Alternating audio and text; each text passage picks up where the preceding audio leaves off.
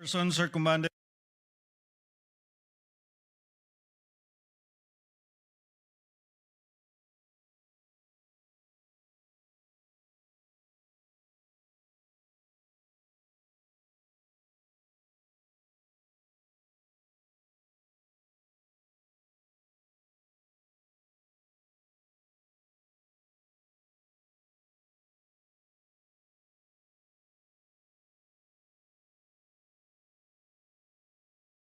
po kami ng karunungan at malinaw na pag-iisip sa aming pagtalakay at paghatol sa impeachment ng aming Vice-Presidente.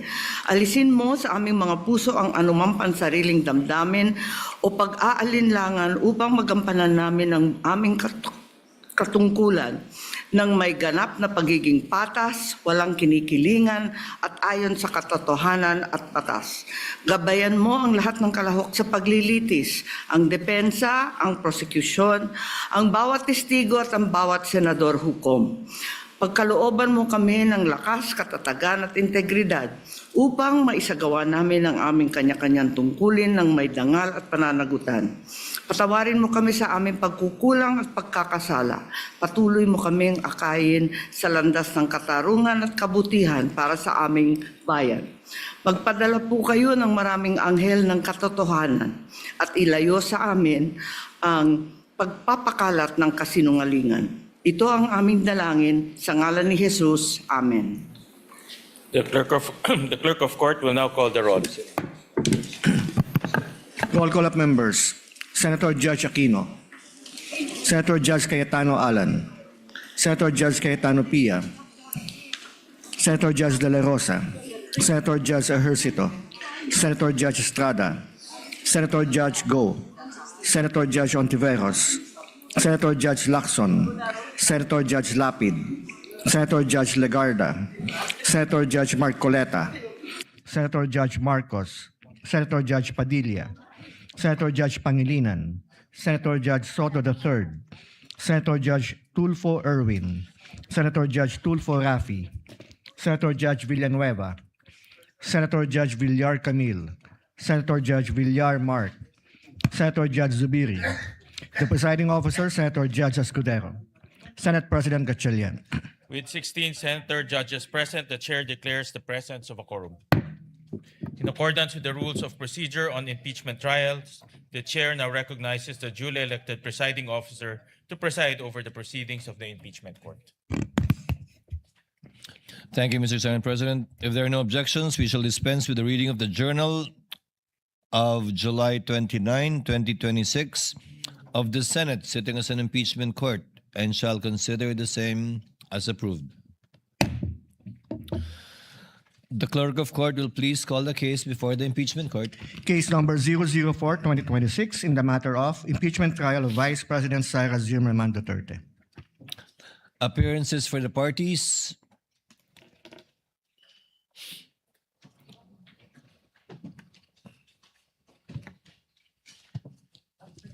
Good morning, Your Honor. Same appearance for the prosecution. We are ready, Your Honor. Thank you and good morning. Appearances for the respondent. Good morning, Your Honor. Same appearance for the respondent accused. Thank you, Your Honor. Will the lead prosecutor kindly call their witness for today?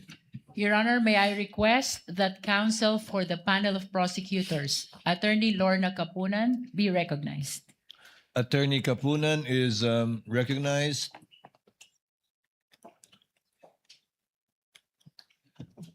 Attorney Kapunan, the counsel for the panel of prosecutors, kindly call your first witness, ma'am. Good morning, Your Honors. Attorney Lorna Patao Kapunan, counsel for the petitioners under the direct control and supervision of the House panel of prosecutors. We'd like to call on our first witness, Your Honors, Mr. Roderick C. Wamil. The clerk of court, through Sergeant at Arms, is directed to kindly bring and situate at the witness stand the witness of the prosecution for today, Mr. Roderick Wamil.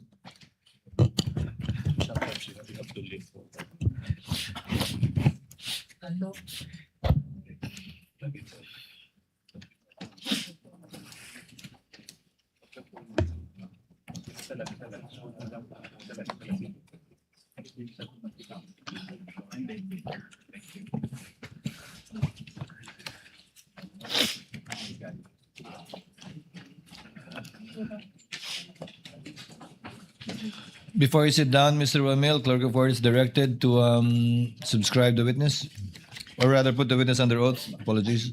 Please raise your right hand.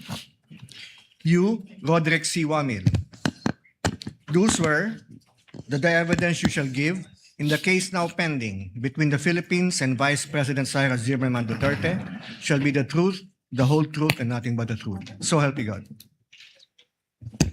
You may sit down, Mr. Wamil. Your witness, counsel for the panel of prosecutors, Attorney Kapunan, you may proceed when you're ready with your offer. Thank you, Your Honor. But before we proceed, senators, honorable senators and presiding officer, may we flash on the screen page 2 of the pretrial order dated 29 June 2026. Please note from the screen that several admitted facts are stated in the said pretrial order. I call your attention, please, to page 2 of the pretrial order. These are the admitted facts for Article 1 on the misuse and misappropriation of confidential funds. I will not read them anymore, but I'd like to highlight certain admissions. The lady may proceed for the guidance of the senator judges. Thank you, Your Honor. As can be seen from the screen, first, the OVP, Office of the Vice President, had confidential funds in the fixed amount of 125 per quarter. The first quarter of 2023 is February 6 to March 29, 2023. For the second quarter of 2023, that is April 25 to June 30, 2023, and for the third quarter of 2023, which covers the period July 14 to September 30, 2023. Fixed amounts per quarter of 125 million. You're referring to paragraph numbers 2.5, 2.6, and 2.7, counsel. Yes, Your Honor. You may proceed. Also admitted is the fact that Gina Acosta was the Office of the Vice President's Special Disbursing Officer, or SDO, in relation to the OVP's confidential funds for the fourth quarter of 2022, as well as the first, second, and third quarters of 2023, as can be seen on the screen. May I ask counsel for the respondent? We confirm that, Your Honor. Thank you, counsel. Likewise, Your Honor, this honorable court presiding officer will recall that in the hearing last Wednesday, several stipulations were made by both parties, and in fact, upon the initiative of Attorney Poa, counsel for the respondent. May I just remind this court what these are, and they will be flashed on the screen for the better appreciation of this honorable court. Both the prosecution and the respondent agreed last Wednesday's hearing to the following stipulations. First,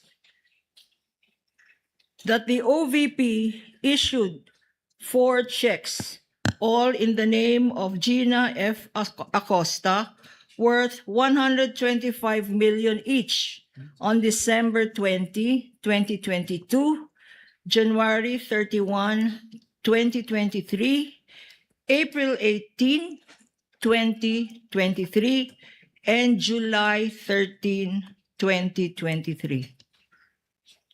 Second, that these said amounts were paid by the Philippine Treasury for the account of the Office of the Vice President.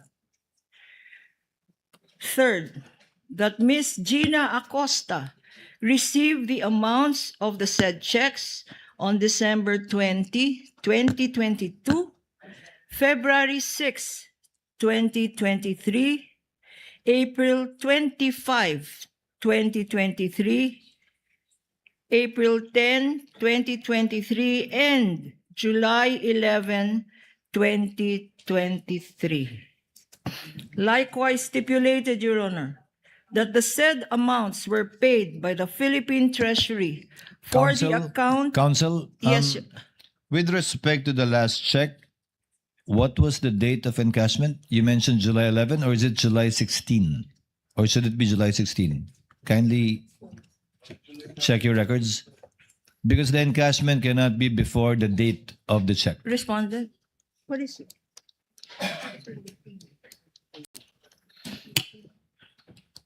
Kindly check the last check.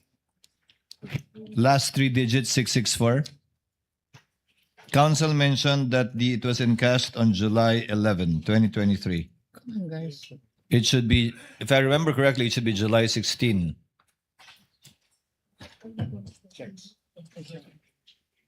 Kindly check the dorsal side of the check. Encashment. July 13, Your Honor. 13, okay. The date of the check is July 13, but encashed by the SDO on what date?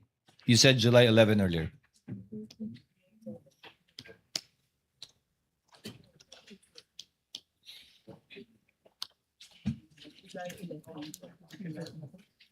Encashment. Counsel for respondent, maybe you can help us with this. We are verifying, Your Honor. Kindly validate. Because date of encashment cannot precede or antedate the date of the check.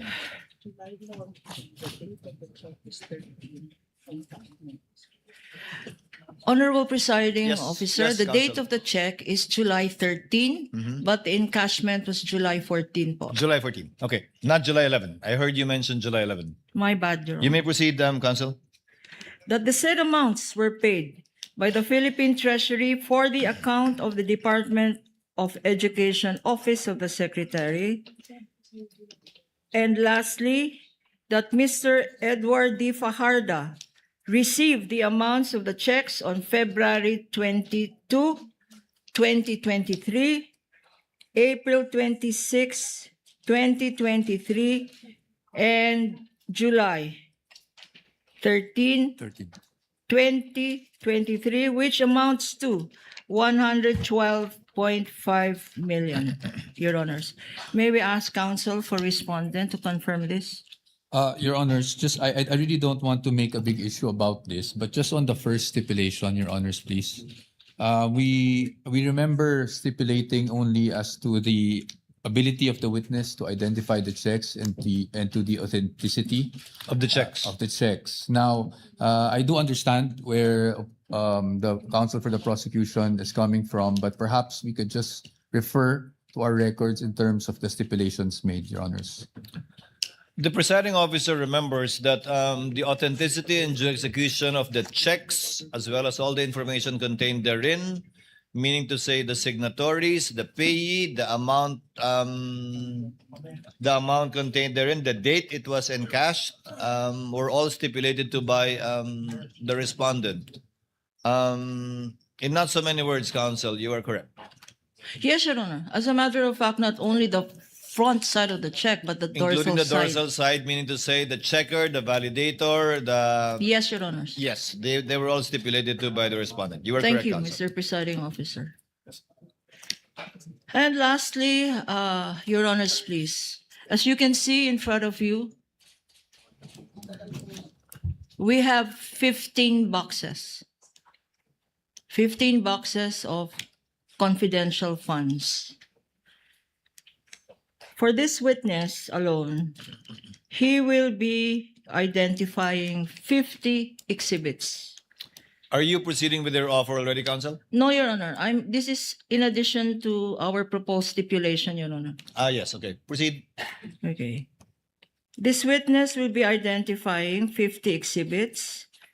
The acknowledgement receipts alone for the fourth quarter of the Office of the Vice President will be 845 documents, Your Honor. And not to preempt testimony of the next witness, this next witness will attest to 3,664 documents, of which 3,617 are acknowledgement receipts, Your Honor.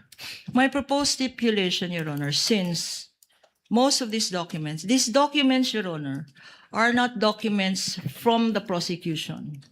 These documents are the liquidation documents submitted by the Office of the Vice President and the Department of Education Secretary to liquidate the 500 million confidential funds of the Office of the President and the 116.5 million of the DepEd, Your Honor. Just to emphasize, Your Honor, these are common exhibits. And if counsel, we can flash them on the screen. Most of these are common exhibits. For the Office of the Vice President, we have 14 common exhibits for the period December 21 to 31. For the first quarter of 2023, there are 6 common exhibits, 6 common exhibits as well for the second quarter of 2023, and 5 common exhibits for the Office of the Vice President, Your Honor. And this is a total of 31 common exhibits, Your Honor. For the DepEd, Your Honor, we have 6 common exhibits for the first quarter, 7 common exhibits for the second quarter, and 6 common exhibits for the third quarter, Your Honor. And here is where we ask for stipulation, Your Honor. Since these are prosecution exhibits as well as defense exhibits, and in addition to that, these are documents submitted by the defense themselves to the COA by way of liquidation, Your Honor, may we request for stipulations. For the appreciation of the senator judges and the presiding judge, flashed on the screen are the exhibits we want stipulated, the prosecution exhibit numbers, and the defense exhibit numbers, Your Honor. These are only insofar as the common exhibits are concerned, counsel. Yes, Your Honor, these are only common exhibits. What does the respondent, counsel for respondent, say? Your Honor, may we just ask for, and I apologize for having to request for this, but may we just ask for at least a 5-minute suspension so we can also concur with the prosecution panel and to check exactly what documents they would want to stipulate. Because, Your Honors, we have no problem stipulating, but we also, due to the voluminous nature of the documents, we just want to make sure we're also ensuring the rights for clients, especially, if there are questions on chain of custody, etc. With the permission of my fellow senator Just 5 judges, minutes. this is in the interest of abbreviating the proceedings anyway. Chair declares a 5-minute recess. Thank you, Your Honors.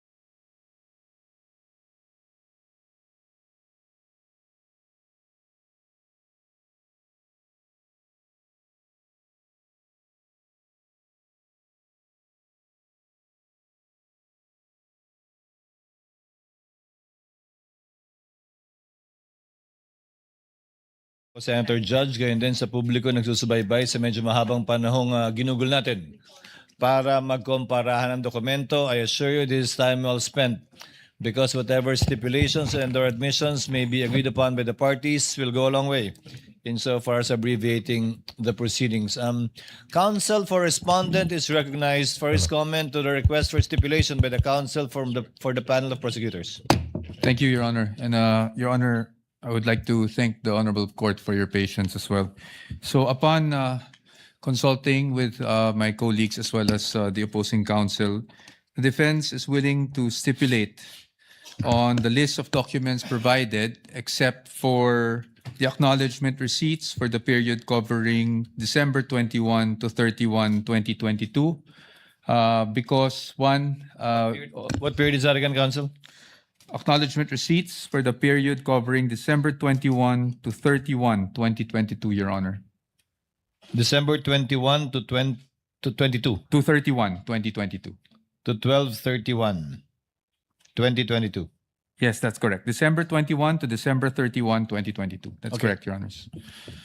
Your Honors, just for the information of the Honorable Court, although these were labeled as common exhibits, we marked them separately, and there are issues concerning these acknowledgement receipts that I believe will also be touched upon by other witnesses in the future, and for those reasons, Your Honors, we cannot stipulate on the same. How many pieces of documentary evidence would constitute these acknowledgement receipts covering this period, approximately? Approximately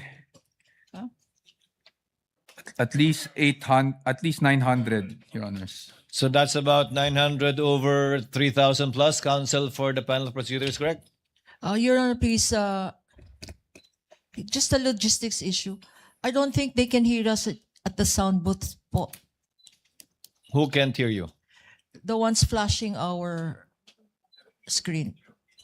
Are they okay? Okay. Just to address the query of the Honorable Presiding Judge, Your Honor, the acknowledgement receipts constitute 845 documents, Your Honor, for this particular witness and for this particular period, Your Honor. But for the next witness, Your Honor, they constitute 3,617 acknowledgement receipts. In regard to the acknowledgement receipts that the counsel for respondent refuses to stipulate on, is it with this witness or the next witness? This witness, Your Honor, 845 acknowledgement receipts for the period, 11-day period, December 21 to December 31, Your Honor. So in other words, all of the acknowledgement receipts that this witness will testify to was not stipulated to by the counsel for the respondent. That's correct, Your Honor. With respect to the others, it is so stipulated, counsel? Yes, Your Honors. Other documents, you mean? Yes. Other documents that On the are list. commonly marked are so stipulated and admitted by the counsel for respondents? Under Article 1? The documents that are in the list of Yes. proposed stipulations, Your Honors.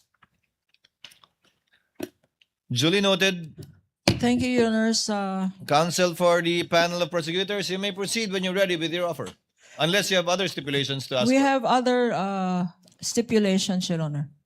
You may proceed, counsel. Secondly, that the office of the Vice President was allotted confidential funds in the amount of 125 million in December of 2022. We are okay to stipulate with counter stipulation that this was approved by the Office of the President as recommended by the DBM, Your Honor. What does counsel for the panel of prosecutors state? No, Your Honor. Oh, yes? Yes. Yes, Your Honor. So yes. In deference to the President. Yes, Your Honor. So yes, the stipulation, proposed stipulation by the counsel for the panel of prosecutors, subject to the qualification of the counsel for respondent, is deemed admitted to and stipulated on. May proceed, counsel. Thirdly, Your Honor, as can be seen on the screen, the DepEd was allotted confidential funds in the fixed amount of 37.5 million quarterly. For what year? For what period? 2023, Your Honor. Counsel for the respondent? Yes, Your Honor, 24? but again, with counter stipulation that under the General Appropriations Act, Your Honor. Yes, Your Honor. So stipulated, duly noted, Senator judges are duly informed. That the fourth stipulation is that the Office of the Vice President and the DepEd withdrew their respective confidential funds quarterly allocation in full from the first to the third quarters of 2023. Counsel for the respondent, what do you say? We are willing to stipulate on that, Your Honor. So stipulated, Senator judges are likewise so informed of the stipulation by the parties in regard to this fact. The fifth, that the Office of the Vice President also received confidential funds in the amount of 125 million on December 20, 2022, which it used up in 11 days. No Counsel- stipulation, Your Honor. I'm sorry, Counsel? No stipulation on this matter. No stipulation. You may proceed with the other proposed stipulations, Counsel. That the documents submitted by the Office of the Vice President and the DepEd were all signed by the authorized signatories. Willing to stipulate, Your Honor. What exactly does that mean, Counsel for the panel of prosecutors? The documents submitted by the OVP were all signed by the authorized signatories, meaning those that signed the checks, those that received the checks. What about the acknowledgement receipts? Also the acknowledgement receipts, Your Honor. The disbursement vouchers, the liquidation reports, Including the the... accomplishment reports, all of which they have already stipulated, Your Honor. Okay. Is that clear, Counsel for the respondent? Yes, Your Honor. So stipulated, duly noted. Number 7, that the signatures above the names Gina Acosta, Julieta Villa del Rey, and Rosalyn Sanchez in the Office of the Vice President documents are their signatures. We are willing to stipulate on that, Your Honor. And lastly, Your So Honor, stipulated, duly noted. that the signatures above the names Edward Fajarda, Maria Runa Catalan, Annalyn Sevilla, and Gloria Wamil Mercado in the DepEd liquidation documents are their signatures. Willing to stipulate on that as well, Your So Honor. stipulated, duly noted. Thank you, and we would like to thank counsel for the respondent for Thank you, Your Honor. the stipulations. We would like to and, thank the parties as well for abbreviating the proceedings and assisting this court in so far as shortening. I think it has saved the Senate judges 10 boxes, Your Honor. How many in total again? We have 15 boxes, Your Honor. That's 2/3. Good enough. Two-thirds. Counsel may proceed with their offer for the testimony of this witness unless there are other stipulations. If there are none, you may proceed, Counsel, when you're ready. Your Honors, please, we are offering the testimony of Mr. Roderick C. Wamil to prove the following. First, that Mr. Wamil was a state auditor of the Commission on Audit, Intelligence, and Confidential Funds. Number 2, that siya po ang nag-conduct ng audit ng Office of the Vice President, liquidation of confidential expenditures for the periods covering the fourth quarter of 2022, which is December 21 to 31, 2022, and the first, second, and third quarters of 2023. Pangatlo, na si Mr. Wamil po ang nag-conduct ng audit of the Department of Education liquidation of confidential expenditures for the periods covering the first, second, and third quarters of 2023. Number 4, napansin ni Mr. Wamil na kulang-kulang ang mga dokumentong sinubmit ng Office of the Vice President at ng DepEd for their liquidation of their respective confidential funds for the specified periods. Number 5. At dahil dito, si Mr. Wamil ay nag-issue ng audit and recommendations na tinatawag na Audit Observation Memorandum, AOM, dated September 14, 2023 and October 3, 2023, duly issued to the Office of the Vice President for the periods covering the fourth quarter of 2022 or the period December 21 to 31, 2022. Number 6.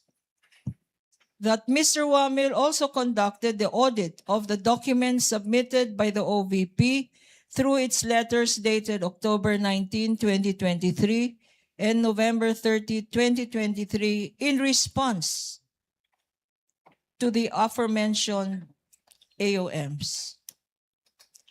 Number 7, that in accordance with Mr. Wamil's audit and recommendations, nag-issue ng Notice of Suspension dated December 13, 2023 sa OVP.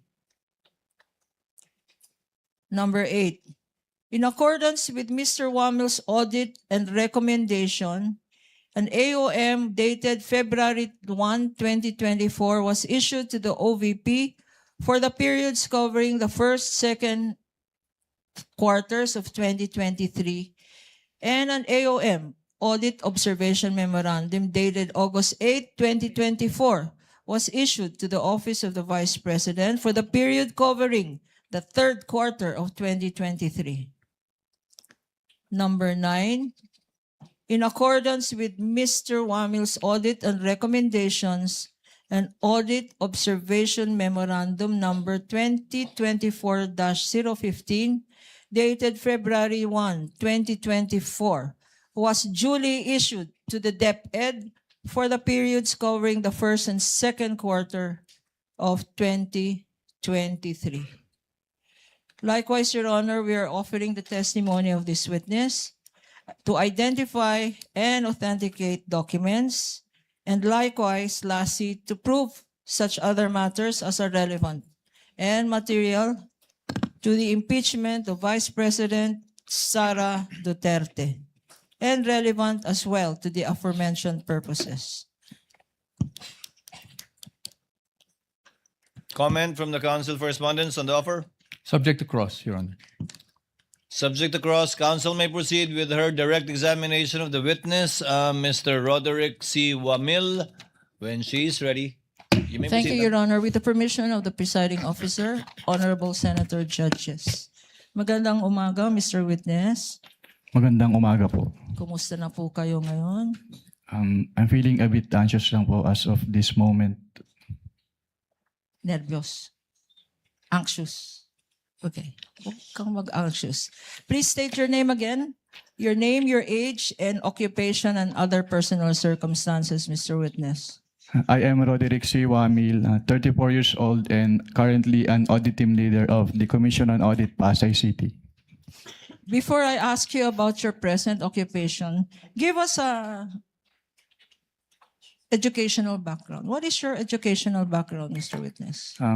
Ako po ay nagtapos ng Bachelor of Science in Accountancy from the Central Luzon State University at ng Juris Doctor degree from the Arellano University School of Law.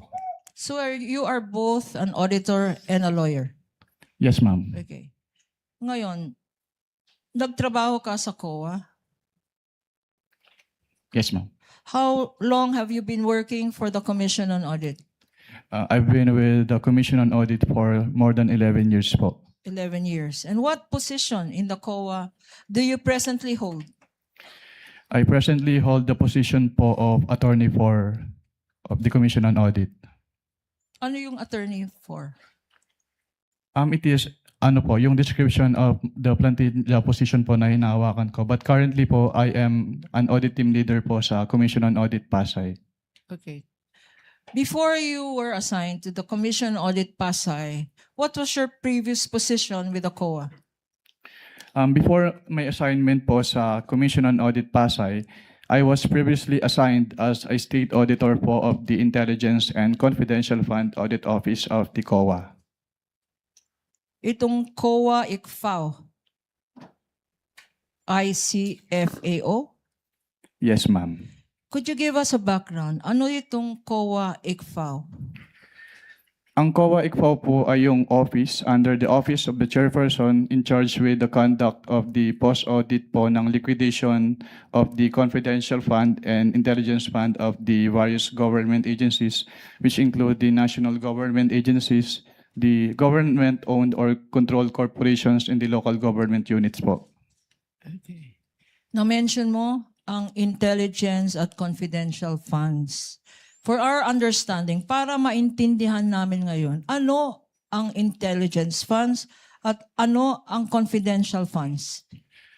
Ang intelligence funds po under the Joint Circular 2015-01 ay yung lump sum appropriation po na provided in the budget of the agency concerned with respect to their intelligence operations. While Ano naman ang confidential funds? ang confidential fund po based on the Joint Circular 2015-01 ay yung lump sum appropriation po ng concerned agency para sa kanilang confidential expenses. At you earlier said, sinabi mo kanina na ang office ng ICFAO ang nag-audit ng national government agencies. Anong ibig sabihin ng nagko-conduct ng audit? Anong klaseng audit ang ginagawa ng COA-ICFAO? Ang audit po na ginagawa ng COA-ICFAO ay compliance post-audit po. What do you mean by compliance post-audit? When we say compliance post-audit po, we evaluate a certain subject matter which is covered by the audit with respect to a certain criteria po which is usually po yung applicable laws, rules, and regulations. And in case of the confidential and intelligence fund, ini-evaluate po namin yung liquidation ng confidential and intelligence fund based dun sa criteria na presented ng Joint Circular 2015-01. At pag sinabi naman pong post-audit, ginagawa po namin yung audit after the fact of the disbursement. So ini-evaluate po namin kung yung disbursements ay properly supported with complete documents as required by the applicable rules and regulations, and if yung disbursements po ay hindi illegal, hindi irregular, or hindi improper. At sa pag-conduct na sinabi mong post-audit, ano ang basihan ng ginagamit natin? Ang ginagamit po namin sa ICFAO ay yung Joint Circular 2015-01. Can you tell us ano itong Joint Circular 2015-01? Ang Joint Circular 2015-01 ay yung nagpo-provide po ng guidelines on the entitlement, the use, the release, the reporting po at yung audit ng confidential fund at ng intelligence fund of the various government agencies. If I show you a document now entitled, and this for appreciation of the Honorable Senate Impeachment Court is being flashed on the screen with the permission of the presiding officer. Council may do so and may proceed.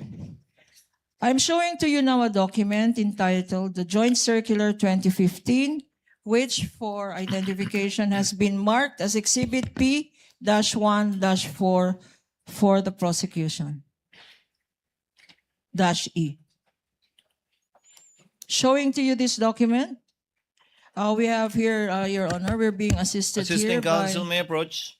our Associate Attorney Mark Penny. Likewise, assisting counsel for the respondent may approach Thank you, Your Honor. the witness.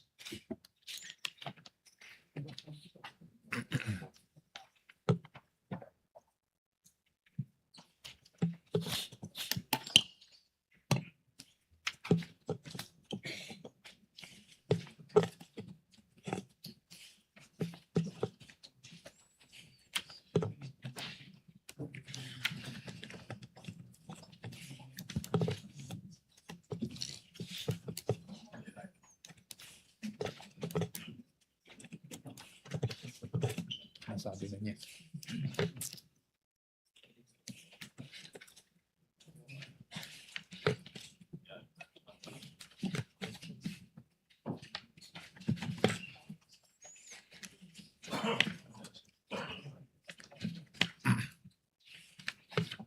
While we're waiting, Counsel, Attorney Kapunan, would you like to identify this document as previously marked so that we can have it on the record and for the reference? Your Honor, of please, the- Mr. Witness, what relation does this joint circular have to the joint circular that you mentioned na basihan ng inyong audit, post-audit?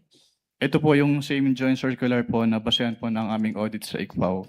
Okay. Bakit tinatawag ito na joint circular? Tinatawag po itong joint circular dahil ito po ay resulta ng joint efforts ng Commission on Audit, ng Department of Interior and Local Government, ng Department of the Budget and Management, ng Department of the National Defense at ng Governance Commission for GOCCs. So ito ay 5 government agencies, tama? And since when naging basihan ito ng mga post-audit ng national government agencies? Naging basehan po ito ng audit ng ICFAO sa confidential and intelligence funds ng various government agencies noong January 8, 2015 rather, nung na-approve po ito. Mr. Witness, ikaw ay familiar sa joint circular na to. Yes, ma'am. Okay, if I show you Section 4.8 being flashed on the screen, Your Honors, with the permission of the presiding justice. Sa Section 4.8 na nakikita natin sa screen, ano-ano, what kind of confidential expenses can be incurred using confidential funds? Under item 4.8 po of the Joint Circular 2015-01, the confidential fund shall be used only for the following confidential expenses. Una po, yung purchase of information necessary for the formulation and implementation Ano pa? Dahan-dahan natin. Unang-una, 4.8. Anong una?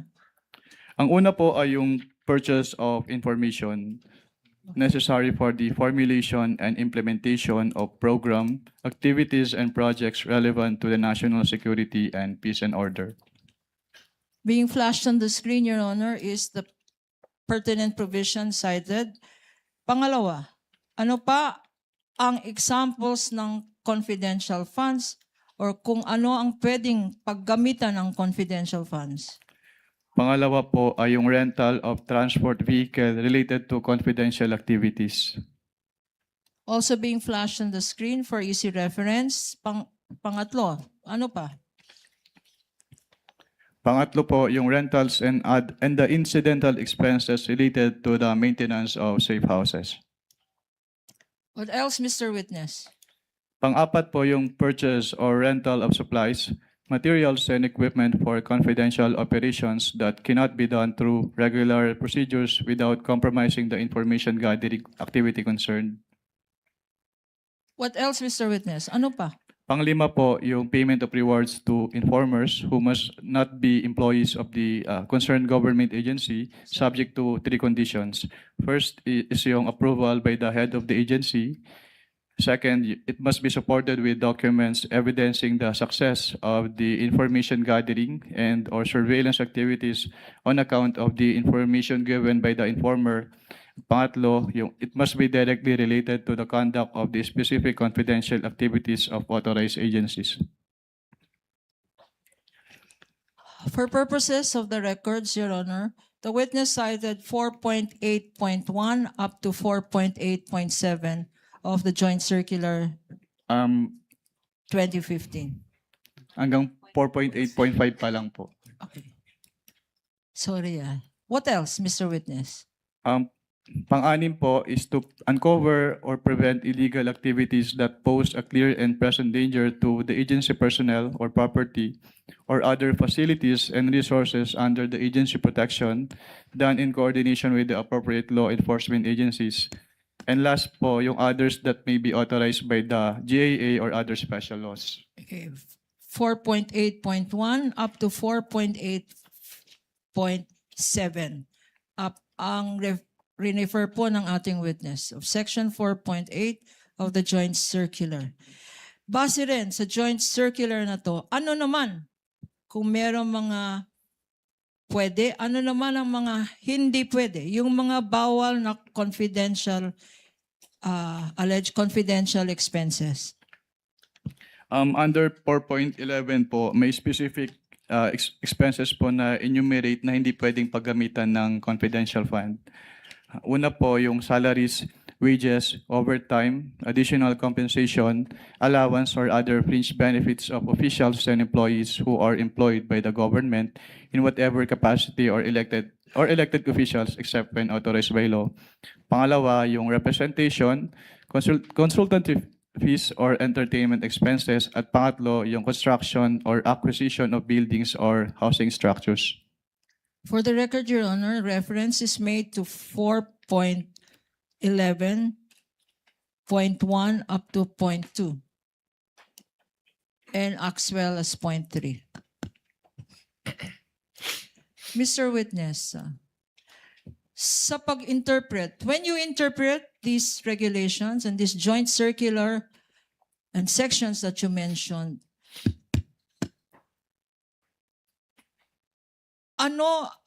what terms of compliance are you thinking about? Ito ba ay substantial compliance or strict compliance? Strict compliance po, Madam. Bakit, Mr. Witness? Why do you follow strict compliance instead of substantial compliance? We follow po strict compliance since what is involved po ay public funds. So dapat strict yung accounting and auditing rules to prevent yung misuse ng fund. At and this is this is expressly stated in the joint circular. What you said, strict compliance. Yes, ma'am. Okay. Now, 9 years you said sa COA ICFAO. With the permission of counsel, Mr. Witness, it is mentioned in the JMC that it should be strictly interpreted, and you said it's in the JMC. Where? Sa last paragraph po ng 1.0, Your Honor. Last paragraph ng 1.0. So in the rationale. Yes po, Your Honor. Thank you. You may proceed, counsel. Now, Mr. Witness, you mentioned earlier na 9 years ka na with the COA ICFAO at meron kang mention that you post-audited certain government agencies. During your term, what years were you, incidentally, with the COA ICFAO? I was with the COA ICPAO po from September 2014 until February of 2024. Okay. In this period of time, from 2014 to 2024, could you tell us how many vice presidents have you audited? Ang tanging nung time lang po ni Vice Presidente Sara Duterte.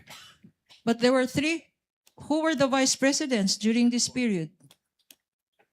Ang naging mga Vice Presidente po since I assumed with ICPAO in 2014 ay si dating Vice President Binay at si dating Vice President Leni Robredo at yung ating incumbent Vice President po na si Sara Duterte. So 3 vice president, Vice President Binay, Vice President Robredo at Vice President Sara Duterte. Sino-sino sa kanila ang inaudit mo tungkol sa confidential funds? Buhat po nung nag-assume ako nung 2014, tanging si Vice Presidente Sara Duterte lang po yung aking na-audit na may Bakit, confidential fund. Bakit, Mr. Witness? Bakit Vice President Sara Duterte lang ang inaudit mo ng confidential funds? Dahil po, since nung nag-assume po ako ng 2014 sa ICPAO, wala pong naging appropriation for confidential funds si dating Vice President Binay at si dating Vice President Robredo. Tanging si Vice President Sara Duterte lang po yung nagkaroon ng appropriation for the confidential funds. And in the same period of time, 2014 to 2024, kasama ba sa mga national agencies na minention mo ang Department of Education? Yes, ma'am. And during this period, 2014 to 2024, sino-sino ang mga secretaries ng Department of Education? Sa pagkakaalala ko po, ang mga naging DepEd secretaries po ay sina dating Secretary Luistro, dating Secretary Briones at ang ating Vice Presidente in her concurrent capacity as the DepEd Secretary during that time po. At sino sa tatlong ito, sino-sino sa mga secretary ng DepEd ang inaudit mo for confidential funds? Tanging si Vice Presidente Sara Duterte lang po as the DepEd Secretary. Bakit, Mr. Witness? Dahil siya lang po yung naging DepEd Secretary na nagkaroon ng confidential funds ang DepEd. And could you tell us how much was the confidential funds of the Vice President that you said you audited? May I-clarify po kung anong office po yung tinutukoy niyo. Office of the Vice President. Sa Office of the Vice President po, ang kanilang naging confidential fund ay from the fourth quarter of 2022 until third quarter of 2023 ay 125 million pesos per quarter. So ang total po nun ay 500 million pesos. Magkano naman ang confidential funds na inaudit mo sa DepEd, Department of Education? Ang inaudit ko naman po sa Department of Education, since ang kanilang cash advances ay from the first quarter of 2023 until the third quarter of 2023, at meron silang 37.5 million pesos quarterly cash advances. So ang naging total po nun ay 112.5 million pesos. Thank you, Mr. Witness. Ngayon, you said that you conducted the post-audit of both offices. Pag nagko-conduct ng post-audit, ano ang rini-require na documents para sa confidential funds? Ang nire-require po namin na documents ay yung mga requirements as provided under the Joint Circular 2015-01 o yung mga tinatawag na liquidation documents po. Ano-ano ang mga liquidation documents na to? Based on the joint circular po, yung mga liquidation documents na yun ay yung kanilang liquidation reports, yung disbursement voucher na ginamit nila, yung land bank checks, yung obligation request, yung kanilang physical and financial plan, yung kanilang accomplishment reports po, and yung proof of submission known to the Office of the President, the Senate President, and the Speaker of the House, yung certification of the accountable officers on the utilization of the confidential fund, yung designation po ng special disbursing officer kapag hindi si head of agency yung magiging disbursing officer, yung fidelity bond ng accountable officers at yung kanilang specimen signatures po. Okay. Your Honor, please, these liquidation documents submitted by the Office of the Vice President and the DepEd are among the stipulated documents of the counsel for the respondent, Your Honor. But for easy reference, may we also ask permission to flash them on the screen for the better appreciation of the senator judges. And I ask. I'm sorry. Please proceed. And may I ask Attorney Peña to please show these documents to our witness for purposes of comparison. Assisting counsel may approach the witness. Likewise, the respondent, assisting counsel for the respondent. Thank you. If they so wish, this is for the information of the senator judges, given that the documents stipulated earlier were merely enumerated so that the senator judges may be appraised of the documents that have already been admitted to and stipulated to by both parties. Counsel may proceed. Thank you, Your Honor. Since stipulated, there's no need really to compare. But I am showing now to you, and this is being flashed on the screen with the kind permission of presiding judge, a copy of a fiscal financial plan approved on December 13, 2022, marked as Exhibit P-1-14 for the prosecution. And likewise, for the record, on the part of the defense, marked as D-1-23-OVP. That's Yes, correct, sir. Your Honor. Yes, Your Honor. Will the witness please respond? Okay. Sa bottom portion, give me a look. Sa bottom portion,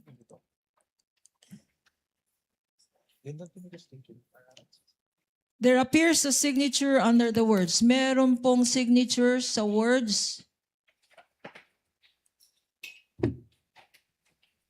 Approved by. There. Anong ibig sabihin ng approved by? Ang ibig sabihin po ng approve by ay inapprove po noong nakapirma yung contents ng physical and financial plan po based on that document. Okay. At sinabi mo, approved by ay inapprove. Kung sino man ang nakalagay na signature dyan. Kaninong signature naman ang nasa bottom portion ng ating Exhibit -1-14? Kay Vice Presidente Sara Duterte po. Why are you familiar? Bakit mo kilala? Bakit mo alam ang signature ni Vice President Duterte? Dahil among their submissions po ay yung kanilang specimen signatures at kasama po doon yung specimen signature po ni Vice President. At yung kanyang pirma po doon sa specimen signature submitted ay kaparehas po ng pirma niya dito sa physical and financial plan na ito. Pinakita sa iyo ang isang physical financial plan which you said is a faithful reproduction of the submissions. And this is now being shown on the screen. Ano ang observations mo dito sa physical and financial plan approved on December 13, 2022? Hindi po siya compliant to the joint circular dahil yung first column which is the programs, activities and projects, hindi po in-indicate nung OBP yung kanilang specific confidential activities na kanilang paggagamitan ng confidential fund as required under item 4.2 of the joint circular. Hindi ito specific according to you and according to 4.2 of the joint circular. Can you please enlighten us? Ano itong section 4.2 ng joint circular? Under item 4.2 po ng joint circular, all requests or allocations for CF must be supported with a physical and financial plan which must indicate the proposed amount allocated for each program and activity dahil ito po yung magiging basis for the disbursement ng kanilang confidential fund. At yung mga sinabi mo, nakikita ba dyan sa dokumentong yan? Wala, based po on this submitted physical and financial plan, hindi po nakikita rito yung kanilang specific confidential activities na kanilang pagbabasihan sa kanilang disbursement. Apart from this, yung nakita mo sa column 1, ano pang ibang observations ang masasabi mo dito sa dokumentong ito?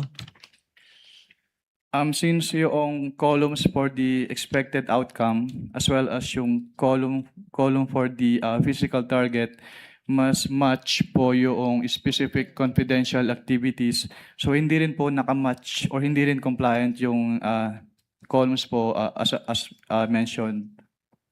At bakit? Why do you say na hindi compliant na rin to sa joint circular? Dahil po since hindi naman in-indicate po dito ni Office of the Vice President yung kanilang specific confidential activities, so hindi po na-match based on the information as presented po sa document na ito, yung laman ng expected outcome at yung physical target doon sa kanilang specific confidential activities. And as you stated, what express provision of the joint circular does this violate?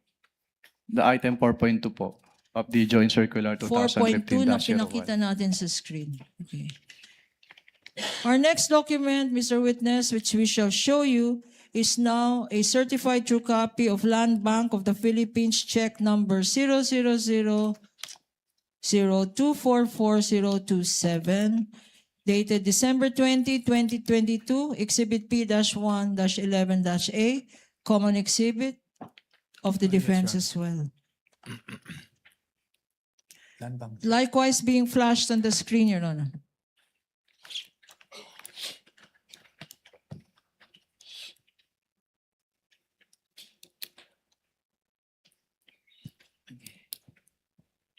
Mr. Witness, what is the significance Ano ang significance ng check na pinapakita na to? In relation to your audit of the Office of the Vice President's confidential funds. Ang significance po ng cheque ay ito po yung proof na pwede na nilang i-withdraw yung kanilang cash advance. Okay. Na pwedeng i-withdraw na yung cash advance. Ngayon naman, punta tayo sa another document. I will show you now a disbursement voucher dated December 20, 2022. Again, common exhibit. For the prosecution, this is exhibit P-1-10-A. For the period December 20, 2022.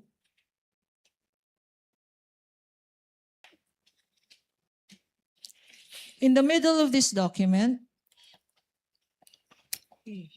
pointer. In the middle of this document, there appears a signature under the words, quote, certified expense, cash advance necessary, lawful and incurred under my direct supervision and control. Okay. Anong ibig sabihin nitong certified expense under my direct supervision? Your Honors, What is kindly, the we would pleasure like of to object on that counsel for one. the respondent? Your Honors, that calls for a conclusion of law. I'm Based on sorry, the, counsel? That will call for a conclusion of law on the part of the witness, Your Honor. They're asking for what that means for the witness. Only insofar as how the witness interprets this provision, given that he audited these documents and are part of the submission. Witness may answer. Based on this disbursement voucher po, sinertify po ni Vice President na yung kanilang cash advance ay kailangan at naayon sa batas at na-incur po under her direct supervision. and there is a signature here in this document. Whose signature is this, if you know? May i-clarify po kung anong signature po yung tinutukoy. Ayong sa Above the name, Sara Z. Duterte. that is the signature po of the Vice President Sara Duterte. What else, if any, observation can you make as regards this document? Under the particulars portion po, nakalagay na yung cash advance is for calendar year 2022, which is not compliant po with the joint circular. Since under the joint circular po, the disbursement voucher shall state the duration of the implementation of the project. Pero since this cash advance is for the fourth quarter 2022, so hindi po tama yung nakalagay dito na yung cash advance is for the calendar year 2022. At ano naman again? Ano ang violation nito sa joint circular? May I refer po to the joint circular, Your Honor, for the specific provision? Witness may refer to the joint circular previously marked.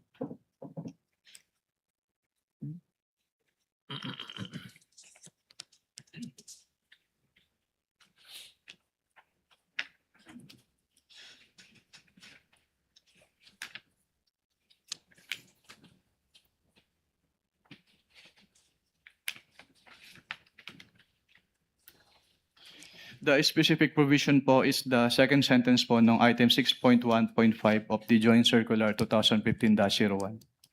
Being flashed on the screen, Your Honor, presiding officer, with your kind permission. You may do so, counsel.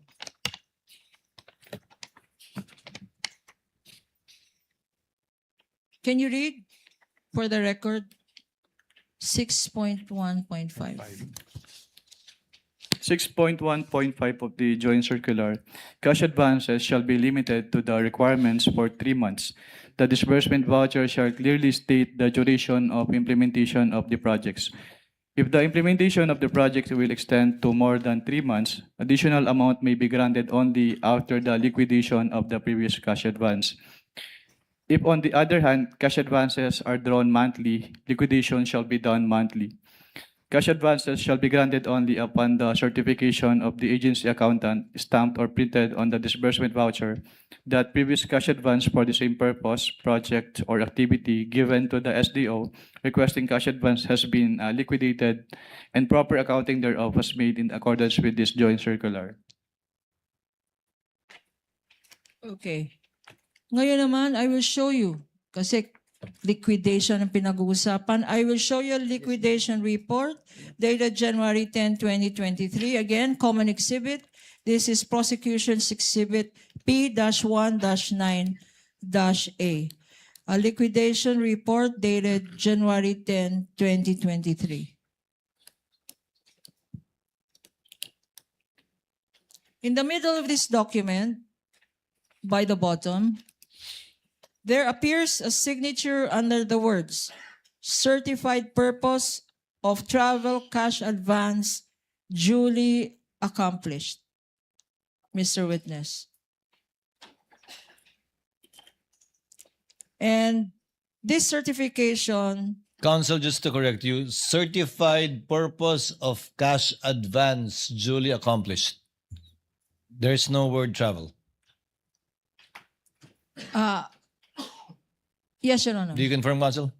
You may Yes, proceed. Your Honor. Certified purpose of travel cash advance Of cash advance. of cash advance duly accomplished. Yes.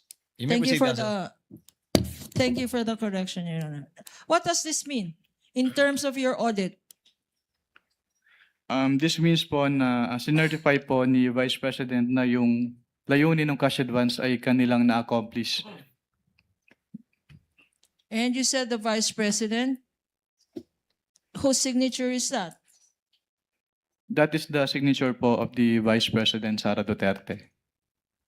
What is the significance of her signature to this document, if any?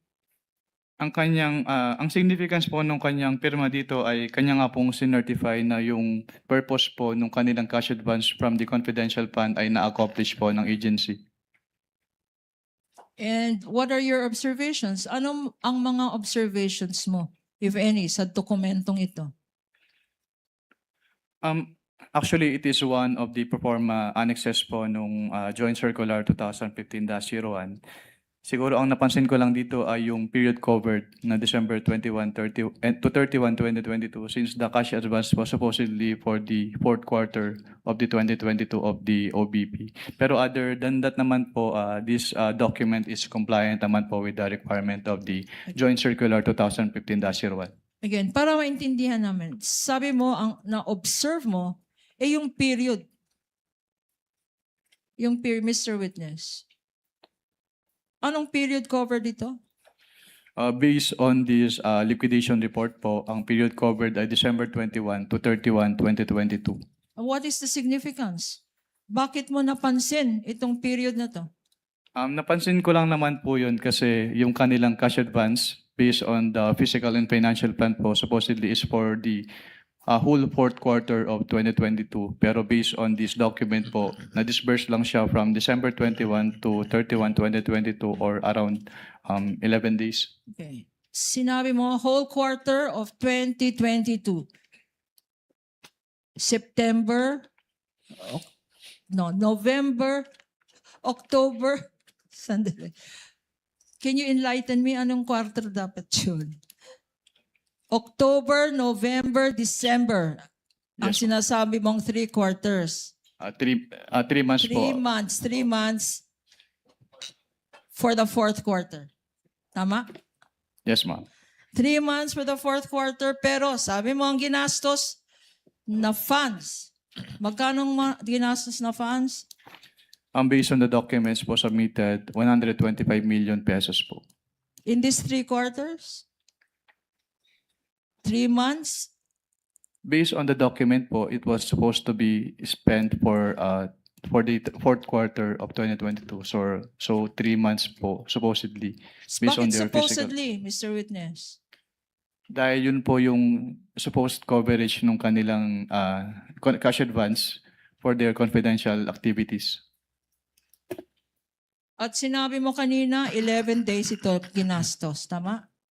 Based on the document, yes, ma'am. Okay. Now, I'm showing to you now another document which is an accomplishment report previously marked as Prosecution's Exhibit P-107-A-I. Again, stipulated document. Common document with the defense. What relation does this have? No. Um, We will request permission to have it flashed on the screen as well. You may do so, counsel. Clerk of court is so directed. Can you repeat the question po, ma'am? Now, look at the screen and look at your document. What is the relationship of this accomplishment report that I am showing you in relation to those documents submitted by the Office of the Vice President? This is the same accomplishment report po na sinamit ni Office of the Vice President sa ICFAO. Okay. And there appears here in this document under the words approved by. Whose signature is this? It is the signature po of the Vice President Sara Duterte. And the annotation approved by, in terms of your audit, what does this signify, if any? It signifies po that the signatory or the Vice President approved the contents of this accomplishment report. No. In relation to this particular document, what observations, ano-ano ang napansin mo sa dokumentong ito? Napansin ko po na hindi po in-enumerate ng Office of the Vice President yung kanilang specific confidential activities na kanilang ginawa. Kailangan bang enumerate yan? Mga Yes, ma'am. activities na yan? Dahil- Bakit, Mr. Witness? Doon po kasi namin tinitignan sa audit ng ICFAO kung yung kanilang confidential expenses or activities ay compliant doon sa item 4.8 ng Joint Circular 2015-01 para malaman po namin kung yung kanilang expenses ay among the allowable expenses as provided under the Joint Circular 2015-01. So what basis did you have to determine if these were allowable expenses kung wala naman dokumento?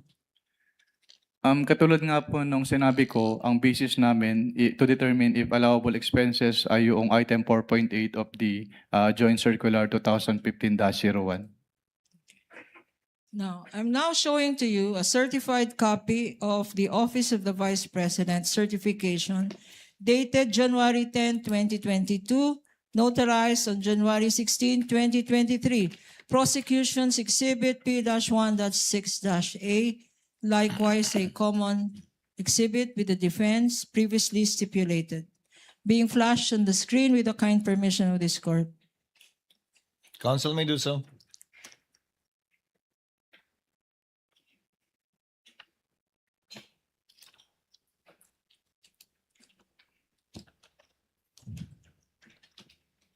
Dito sa baba, may pirma sa ilalim ng mga salitang attested. Kaninong signature itong nakikita natin dito? Ito po ay signature ni Vice Presidente Sara Duterte. At anong ibig sabihin under your circular ng attested?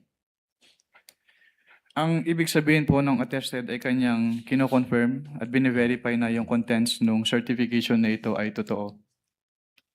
What other observations? Ano pa ang mga na-observe mo sa dokumentong ito? Ang napansin ko po dito yung date of execution ng certification, January 10, 2022. Ano pa? January 10, 2022. Why is this significant? Because it is supposedly the date of the execution ng certification, pero yung kanilang cash advance ay for the fourth quarter of 2022. Yung cash advance nila ay para sa anong period? For the fourth quarter po of 2022. Pero ang certification ay January 10, 2022. Yes po, based on this document po. And based on this document, when was it notarized? It was notarized po on January 16, 2023. 2023. Okay. Ano naman? In your observation, what provision of the joint circular? Does this certification violate? If you Actually, ito po yung isa sa proforma annexes ng joint circular. So, wala naman po kaming nakitang violation aside from the date of the execution. no. So yung sinasabi mo, nakikita dito yung discrepancy ng mga dates. Based on this document po, yes ma'am, may discrepancy yung dates. Okay. Now, dahil dyan, what action did you take, if any? After what po ma'am? After itong nakikita mong certification. Ang naging action po namin, actually yung naging audit namin is yung for the whole of the liquidation documents na sinamit ng OBP. Pero dito po, wala po kaming naging particular finding dito. Sinasabi ko nga po, it is one of the annexes po under the Joint Circular 2015-01 and they submitted naman po yung certification as required. Okay. Earlier, nagpakita tayo ng certain liquidation documents, yung physical and financial plan, yung disbursement vouchers, yung land bank check, yung liquidation report. What actions did you take, if any, after your evaluation of these documents submitted by the Office of the Vice President? After the evaluation po of those documents, since I noted that the documents are not compliant with the requirements of the Joint Circular 2015-01, I drafted po an audit observation memorandum which I submitted for review to my division chief. Can you tell us, Mr. Witness, anong ibig sabihin ng Audit Observation Memorandum or AOM? Ang audit observation memorandum po under the Joint Circular 2015-01 ay written notification to the accountable officers explaining to them or informing them the deficiencies po noted during the audit and requiring them to submit an explanation or to submit the documents being sought po do sa AOM or both. So, itong AOM was on account of sinasabi mong discrepancies. Yes, ma'am. Na-point out mo na dito sa Honorable Court. Now, if I show you a copy of this audit observation memorandum that you mentioned, please identify the same. Assisting counsel for both parties may approach the witness. Your Honor, please again, this is a common exhibit. This is exhibit P-1-12-A dated September 14, 2023 for the prosecution. Likewise, a defense exhibit, Your Honor.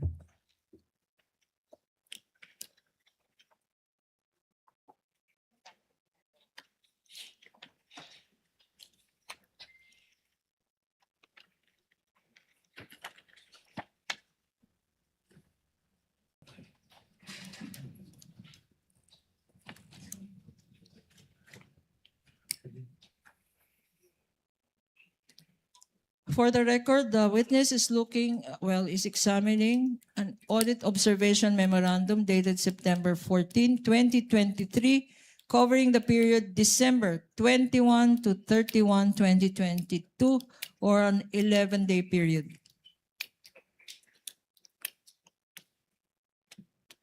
Proceed, counsel. Can you tell us, Mr. Witness, what were your findings, if any, in relation to the audit of the Office of the Vice President's fourth quarter confidential funds liquidation? Yung audit po ng confidential fund ng fourth quarter of 2022 of the OBP disclosed that, una, yung kanilang physical and financial plan ay hindi compliant dun sa requirements ng Joint Circular 2015-01 dahil hindi po in-indicate ng OBP yung kanilang specific confidential activities na paggagabitan nila ng kanilang cash advance. So una, hindi compliant ang physical and financial plan. ng Office of the Vice President. Opo. And under the same item din po, yung kanilang accomplishment report ay hindi rin compliant dahil hindi rin po naka-indicate doon yung kanilang specific confidential activities na pinagamitan nila ng kanilang cash advance. Your Honor, for easy reference, we are flashing these particular portions of the document being referred to by the witness. Ano pa, Mr. Witness? Pangalawa po, hindi po sinubmit ng Office of the Vice President yung kanilang documentary evidence of payments as required under Item 4.12 of the Joint Circular 2015-01. Can you remind us, ano-ano itong mga dokumento na dapat sinubmit ng Office of the Vice President to liquidate for confidential funds? Under the Joint Circular 2015-01, yung documents po na dapat isubmit nung agencies concerned po ay una yung kanilang liquidation report as proof of the liquidation. Pangalawa ay yung kanilang mga documents na ginamit nila sa grant ng cash advance, which include the disbursement voucher, yung cheque, yung obligation request, yung physical and financial plan, at yung kasama din po yung accomplishment report ng agency, quarterly accomplishment report, at yung proof of submission to the Office of the President, the Senate President, and the Speaker of the House, yung certification po ng accountable officer on the utilization of the confidential fund, yung designation ng special disbursing officer in case the head of the agency ay hindi po yung SDO, yung specimen signatures po noong signatories ng documents, yung fidelity bond po, yung certification from the agency accountant na walang unliquidated cash advances, yung SDO, at yun po. At sinabi mo earlier, na Pati rin itong, po pala yung documentary evidence of payments. so these are the documentary evidence required. Sinabi mo earlier in your testimony that there were discrepancies and insufficiencies in this document submitted. Yes, ma'am. Ano pa ang observation mo, Mr. Witness? Yung pangatlo po, yung disbursement voucher po ay, yung approval portion ng disbursement voucher ay, actually yung, katulad nga po nung nasabi ko kanina, yung disbursement voucher, ang nakalagay na period covered ay calendar year 2022, which is inconsistent with the physical and financial plan dahil ang naka-indicate po doon sa physical and financial plan, yung cash advance ay for the fourth quarter of 2022. Okay. Ano pa? Meron pa ba? Yun lang po, ma'am. Merong mga sanyamit rin sa yung mga acknowledgement receipts. Mr. Witness? Pwedeng paulit po ng tanong. Wala pa. Sa quarter na to, wala pa. Okay. Ngayon, in the last page of this document, there appears a signature on top of the name Nilda Plaras. Who is this Nilda Plaras, if you know? Si Assistant Commissioner Nilda Plaras po yung head of the ICFO during this time po. And how do you know that this is her signature? I saw her sign other documents and her signature on those documents is the same po with her signature in this AOM. Pagkatapos na issue ng COA ICFAO ng office mo, itong Audit Observation Memorandum, what happened next, if any? After po ma-issue, tama po ba yung tanong? Ma-issue? Yes, pagkatapos na issue ng After ma-issue, actually, after ma-issue po ba yung tanong niyo, ma'am? issue, I'm May sorry. issue. After ma-issue po yung AOM, inattempt po namin sa ICFAO, inattempt ng ICFAO na iserve yung AOM dun sa office address ni Office of the Vice President. Pero Na-serve ba ito sa Office of the Vice President? hindi po dahil hindi po siya tinanggap dahil ang sabi po sa ICFAO ay wala pong authorized person to receive the AOM. When was this attempt at service of this AOM? It was around the second week of September of 2023 po. So what happened next? Nung hindi ka kayo successful mag-serve ng AOM, what did you do? Actually, on the afternoon of the same day po na nag-attempt si ICFAO na mag-serve ng AOM, nag-submit po si Office of the Vice President ng revised accomplishment report sa ICFAO. So on the same day, hindi nyo na-serve but nag-submit ng revised accomplishment report ang Office of the Vice President. If shown to you a copy of this accomplishment report, prosecution's exhibit P-1-17-A. Assisting counsels may approach of both parties. Also stipulated by the defense. A common document.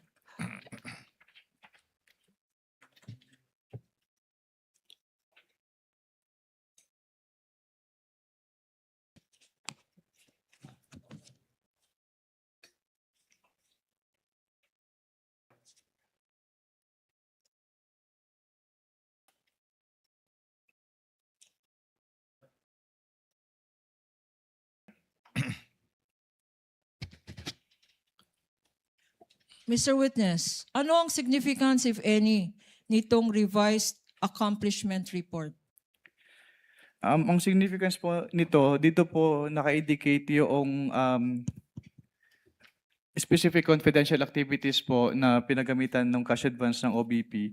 So as compared po doon sa kanilang initial accomplishment report na sinubmit, wala po doon naka-indicate na specific confidential activities. Can you tell us ano ang observation mo dito sa mga linista ni Vice President sa kanyang alleged activities to justify her confidential expenditures? Based on this document po, some of the line items as presented po na confidential expenses ay hindi among the allowable expenses under item 4.8 of the joint circular. Okay. At yung items po na yun, Ano-ano ang mga items na yon? yung letter E po, yung provision of medical and food aid for 40 million pesos at yung payment of incentives or traveling relative to confidential operations na 10 million pesos. Isa-isahin natin. Ano? Sinabi mo na ang hindi pwede dyan yung Letter E and letter F po. letter D, Letter E po. E. E and letter F. What item is this and how much? Yung letter E po, yung provision of medical and food aid na 40 million pesos at yung letter F na payment of incentives or traveling relative to the confidential operations na 10 million pesos. Bakit hindi allowed ang medical expense for 40 million? Dahil yung hindi po siya kasama dun sa enumeration ng item 4.8 at yung enumeration po na yon ay exclusive. Yun lang po yung Exclusive. allowable confidential expenses based on the Joint Circular 2015-01. What do you mean when you say the enumeration in the circular is exclusive? Anong ibig sabihin ng exclusive? Kapag sinabi pong exclusive, ay doon lang pwedeng gamitin. So other than those enumerated po, ay hindi na po siya allowed as confidential expenses. So 40 million na gamot, hindi allowed. Ano pa nakita mo dyan? Yung item B po, yung payment of reward. Kasi aside from this accomplishment report, hindi po sila nag-submit noong any document evidencing the success of the information gathering or surveillance activities on account of the information given by the informer as required po under item 4.8.5 of the Joint Circular 2015-01. So sa particular item na yan, yung payment of rewards, you are saying, our understanding is, hindi sapat na magsabi lang ng pangalan. Kailangan under the circular again? Ang sinasabi po ng circular ay dapat mag-submit sila ng document supporting the payment of reward na nag-evidence ng successful surveillance activity or information gathering on account of the information given by the informer. So kung may payment of reward, dapat may supporting document na nagpapatunay na successful ang result ng activity na yan, yung information gathering. Ang tanong sa iyo, Mr. Witness, meron bang mga dokumentong sinubmit to show the success of that surveillance? As of that time po na sinamit itong revised accomplishment report na ito, wala na po silang ibang sinamit na document evidencing the success of the information gathering. or surveillance activities. We now go to anything. Mr. Witness, what happened? Nung sinubmit ba ng Vice President yung sinasabi mong revised accomplishment report, rinevise nyo rin ang findings nyo sa audit observation memorandum? Objection, Your Honor, leading. With the permission of the objection is sustained. With the permission of the parties, earlier it was agreed by the senator judges that we would be pausing hopefully in time for lunch really, and it has gone beyond already 12 o'clock. So before proceeding to I presume a common exhibit previously stipulated to by both parties, you're referring to the AOM of October 3, 2023. Let's pause in the meantime with the permission of the parties, again in compliance with the agreement earlier made among the senator judges. And we shall resume at 1 o'clock in order to afford the parties enough time for lunch. And again, with the indulgence of Attorney Kapunan, let's continue with the common exhibit stipulated to by the parties. Particularly, I'm referring to AOM dated October 3, 2023. And before we go to the unstipulated portion of the acknowledgement receipts, which might take some time. Again, with the permission of the parties, Attorney Kapunan, Attorney Poa, we are on recess and shall resume at 1 p.m. Thank you, Your Honor. Your Honor.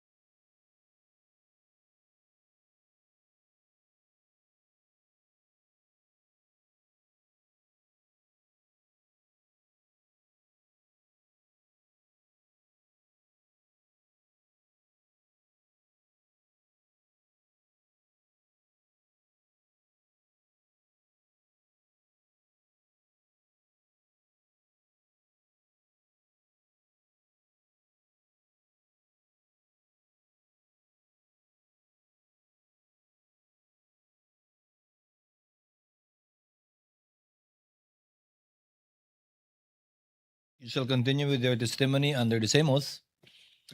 The status is that we are in the direct examination of the witness, Mr. Wamil, by the counsel for the panel of prosecutors, Attorney Lorna Kapunan. Ma'am, you may proceed and continue if you are ready, when you are ready, rather.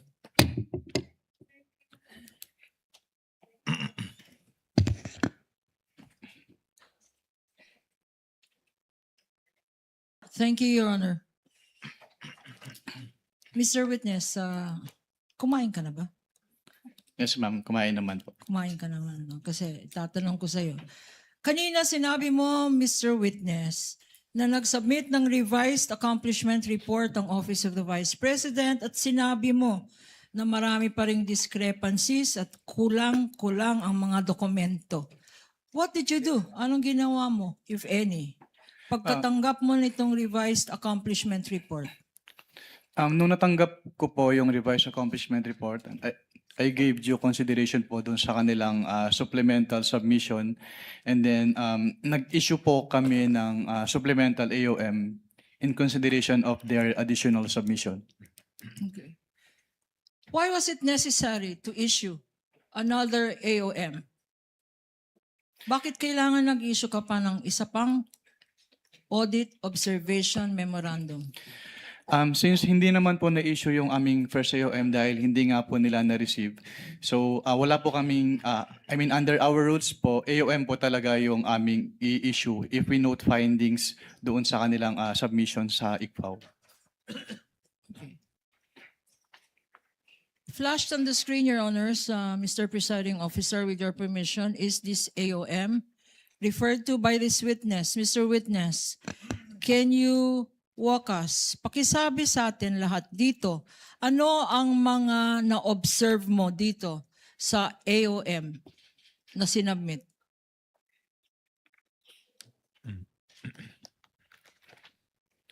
Witness may refer to the document and may be assisted by assisting counsels for both parties.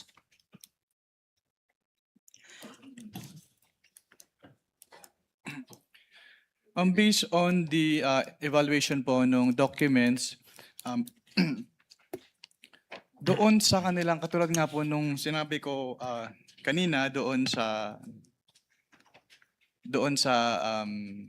katulad nung nasa first hearing po namin, since wala pa rin silang isinamit na documentary evidence of payments. So nireiterate po namin dito sa aming second AOM yung kanilang non-submission of the documentary evidence of payments.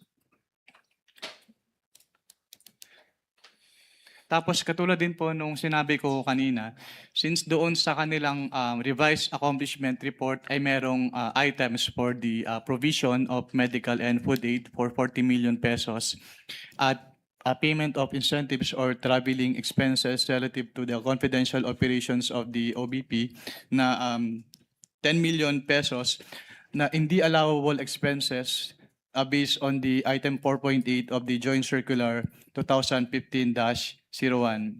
And also, doon sa kanilang revised accomplishment report, meron po silang item for the payment of rewards pero wala silang isinamit na any document evidencing the success of the information gathering or surveillance activities pursuant to the information given by the informer.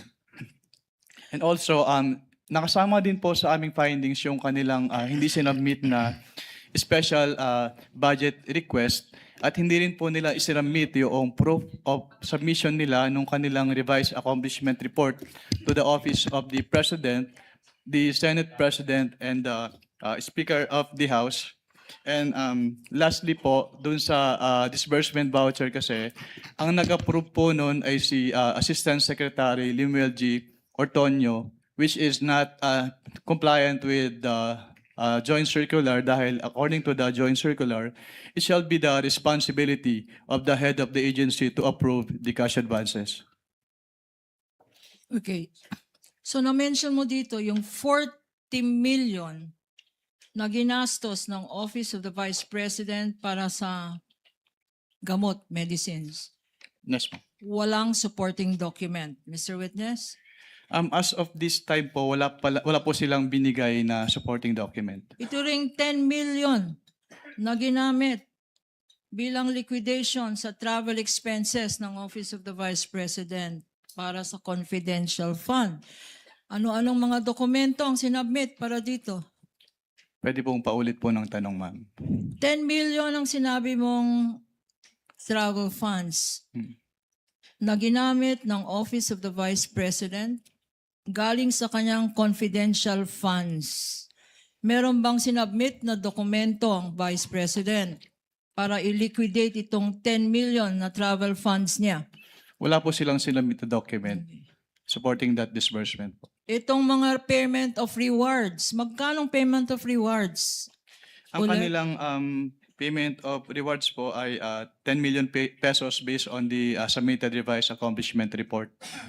Okay. Itong 10 million na ginastos o binayad ng Office of the Vice President sa mga nagbigay ng information ba to?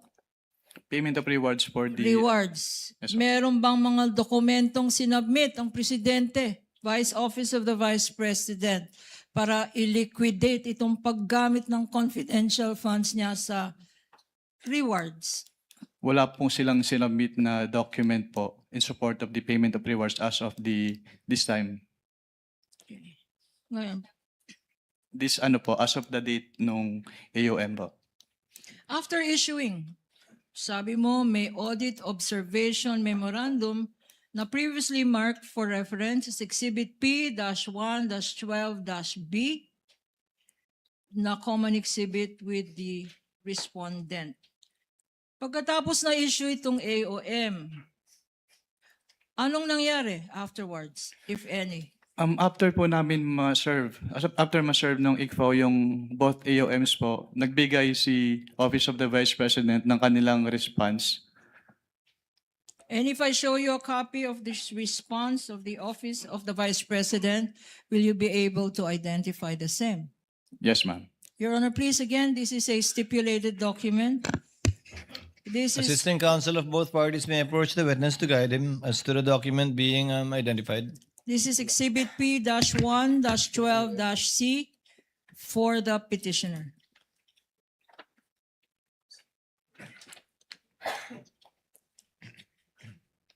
Prosecution.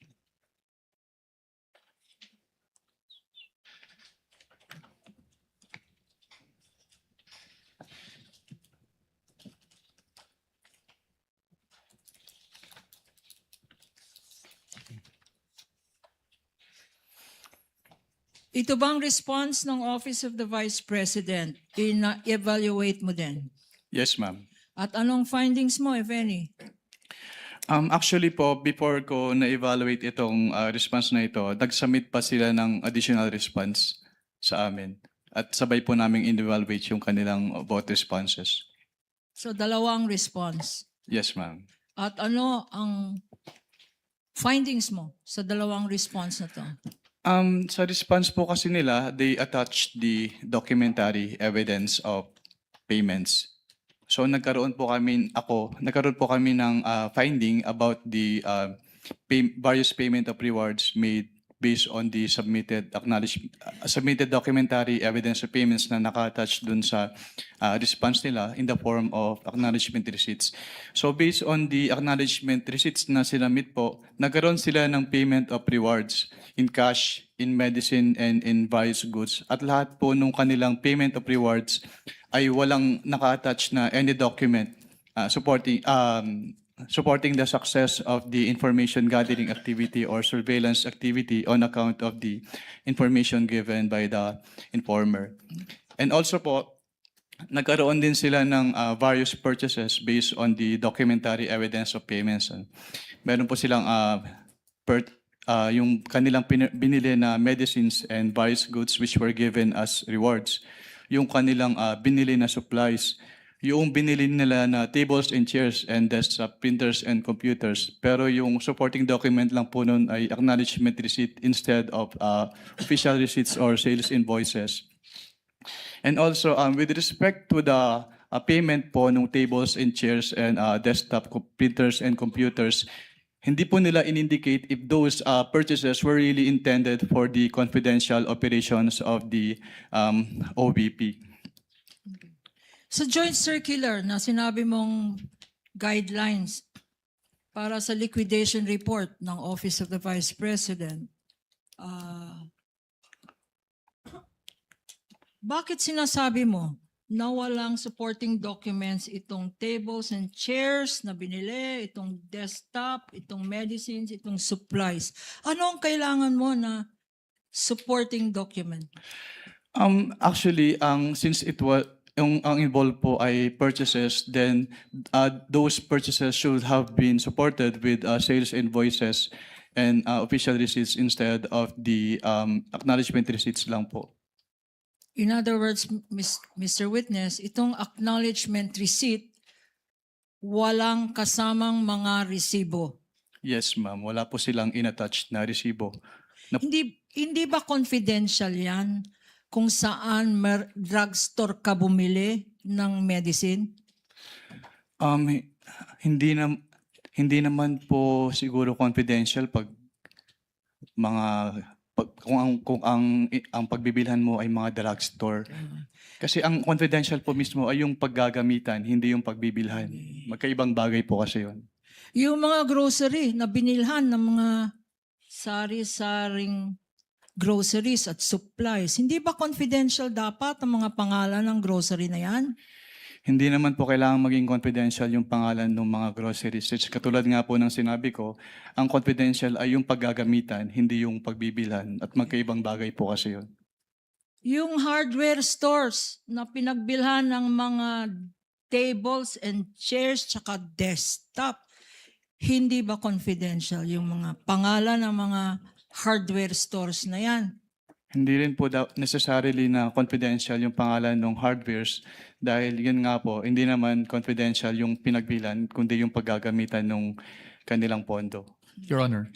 At this juncture, Your Honor, may we With the permission of manifest... counsel for the panel of prosecutors. Yes, what is the pleasure of Your the Honor, counsel may for this we one? move to strike out the responses of the witness to those questions as he's not competent and qualified to answer, especially since he is not pointing to any provision of the JC as to his opinion on whether confidential o hindi ang mga pangalan ng mga drug stores, ang mga pangalan ng mga sari-sari stores, Your Honors. I think that is beyond his competence, Your Honor, as an auditor. If I may respond... Unless, Your Honor, he can point to a specific provision in the joint circular.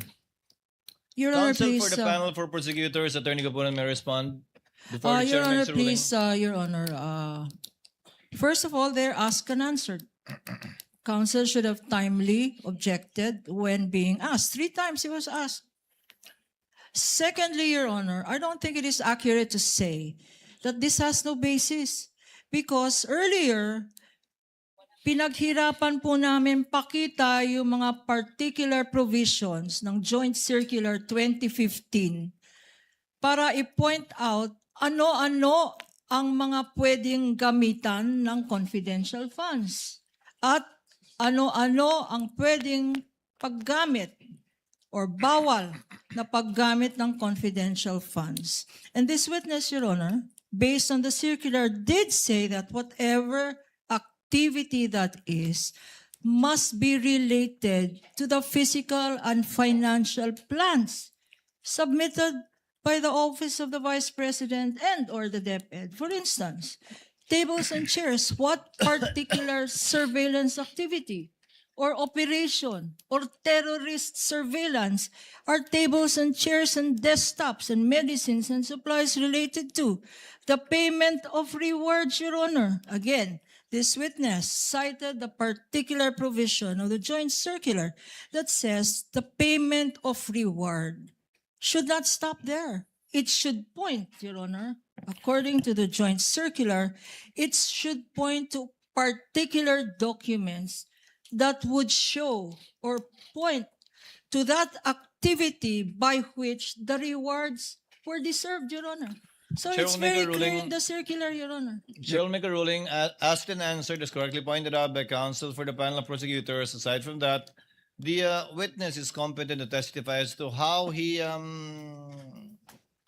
evaluated the submissions and the response letters given by the Office of the Vice President in relation to the AOMC issued that were all based on JMC number 15-01. Your Honor, yes, I will counsel not for- be asking for reconsideration, and I will submit to the ruling of the court. I just want to make it of record that when we say asked and answered, Your Honors, I gave leeway to the opposing counsel to ask the question, basically because I did not think the question was objectionable, but it is the answer that I'm asking to be stricken out based on the competence of the witness, because there is no provision under the JC that says ano yung sari-sari store ay hindi confidential. But again, Your Honor, I just wanted to put that on the record, but I will abide by the ruling of the Honorable Presiding Duly Officer, noted, Your Honor. counsel for the respondent, and you may note a continuing objection should the counsel for the panel of prosecutors continue with this Thank you, line Your of Honor. questioning.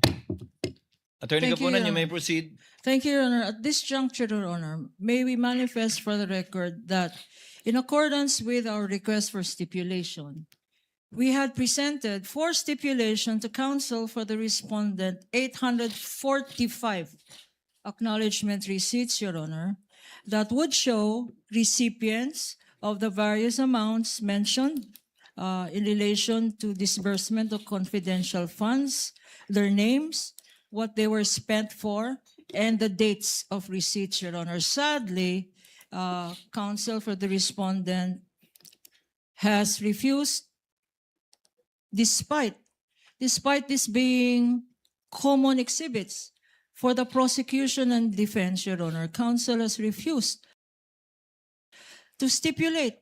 May I repeat that now? We are not stipulating as to the contents, which will be properly identified in part, because we will not present all 845, Your Honor, documents. But may we know from counsel if What he does will counsel for respondent say? attest to its existence, and that these were documents they themselves, Your Honor, submitted to the COA ICFAO by way of their liquidation. These are their very own documents by way of liquidation to the confidential funds, which were allotted and spent by the Office of the Vice President and the DepEd. But for the meantime, for the Office of the Vice President, Your Honor, these Attorney Po? very same documents are what they submitted to the COA ICFAO, Your Honor. Attorney Po? Your Honor, I beg the indulgence of the Honorable Court as well as the distinguished opposing counsel, but we really cannot stipulate on these matters precisely because the insinuation that this was the very documents that the OVP and DepEd submitted to COA is very much in question, Your Honors, because we can easily raise the issue on chain of custody. I'm not saying we will, but that is always on the table. And precisely, Your Honors, although they are labeled as common exhibits, we marked them separately, Your Honor. We did not have markings on the same documents, Your Honor. And that is our position. But again, I beg the indulgence and the patience, Your Honor, of the distinguished opposing counsel and the Honorable Court. Can I just, Counsel, my last manifestation, Your Honor, anent this acknowledgement receipts, Your Honor. You will note from the acknowledgement receipts that these are certified true copies. Certified true copies of receipts submitted to the COA ICFAO, Your Honor. They're not documents from the prosecution. They are documents which this witness, by way of subpoena, duces tecum, and testificandum, produced before this court, Your Honor. So the provenance, the source of these documents, and there is a certification issued by his office, show that there should be no doubt as to where these documents came from. As to their existence, Your Honor, there should be no doubt. May the presiding officer ask, are we talking about the same number of documents to begin with? 847, correct, counsel? 845, Your Honor. 45? Counsel for the respondent? I'm confirming now, Your Honor. Are the common exhibits for both prosecution and respondent 845 documents?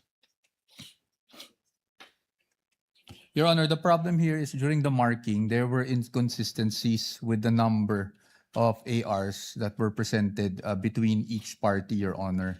And that is why we are we cannot stipulate on the same. Now, as to the question on whether we have the same number for the fourth quarter, we are still verifying, Your Honor, but I'm afraid I will waste the court's time now if we verify further. Anyway, Counsel, Attorney Kapunan, unfortunately, if they are not willing to stipulate, the court cannot twist their hand into so stipulating for whatever reason they may have. So kindly proceed as you intended to. We submit, Mr. Presiding Officer. Mr. Witness, nung nag-evaluate ka ng post-audit evaluation ng documents, liquidation documents submitted to you, your office by the Office of the Vice President, was there evidence or documents submitted to your office to show how payments were made? Ang tanging sinamit lang po nila in support of their payments po ay yung documentary evidence payments in the form of acknowledgement receipts. Okay. And will you please tell this court, this impeachment court, if you, in the course of your post-audit, carefully evaluated acknowledgement receipts? Ang ginawa ko po, upon receipt of those acknowledgement receipts, tinabulate ko po lahat ng acknowledgement receipts na yon based on their purpose, based on their, kung kailan po yung dates of payment, and then based on the amount po na binayaran nila as provided po doon sa acknowledgement receipts. You mentioned, Mr. Witness, that you prepared your own tabulation? Yes, ma'am. And did you bring them with you, this tabulation? I brought it po with me. Can you share them with us? Your Honor, may I be allowed po to share the tabulation? Witness may may refer to his notes with respect to the tabulation, yes. Your Honor, please, I think defense counsel will note that this is not a pre-marked document during the pre-trial, but we had made a reservation that we will be marking documents in the course of our of this witness testimony. Assisting counsel for the parties may approach the witness and view the document being referred to by the witness.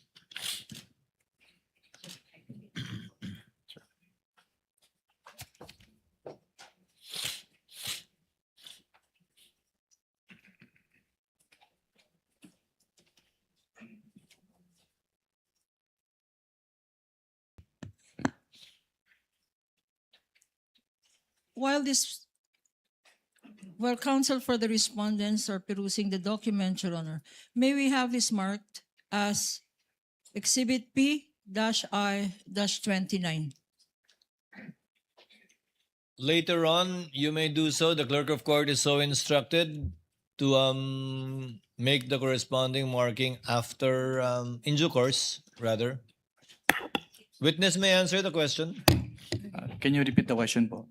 Okay, Mr. Witness, you said earlier in answer to my question that you received acknowledgement receipts and that you made a tabulation. Kung ano-ano itong mga acknowledgement receipts. Yes, ma'am. Okay. We don't have a copy now and we reserve the right to provide counsel for the respondent a copy, but can you share with us your findings based on your notes or your tabulation? Based on my tabulation po, napansin ko na some of the payments were dated December 2023, which is beyond the scope po nung covered ng kanilang cash advances. And yun nga po, katulad nung nasabi ko kanina, may mga payment of rewards po sila, either in cash, in medicines, and in various goods. Pero wala na po silang sinamit na any document na support or evidence, document evidencing the success of the information gathering activity on account of the information given by the informer. And also, how did you prepare your tabulation? Noong time po na binigay sa akin yung acknowledgement receipts, doon ko po tinabulate yung payments based doon nga po sa purpose po ng payment, doon sa date po ng payment and the amount po na binayaran doon sa recipients. Will your tabulation show, and can you share with us if it does, ano ang sinabi mong mga purposes na naka-indicate? Yes po, nakalagay po sa tabulation ko yung purpose. Can you read from your notes, please? On page 1. Your Honor, just to manifest for the record while Counsel for he's respondent. perusing his notes that when I inspected the document, it seems to be a privately encoded document, a printout without any signature of who prepared it. Do you Just a confirm- manifestation, Your Honor, just to put that Do you on record. confirm, Mr. Witness?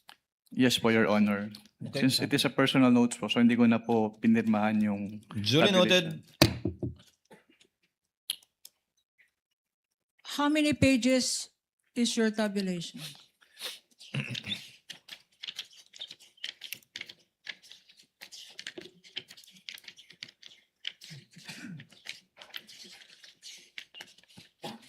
$19 pages po. Okay. Your Honor, please, this P-29, P-1-29, which is a tabulation consisting of 19 pages, we will request that they, at the appropriate time, be submarked as P-29-A up to end series, Your Honor. Now, So ordered.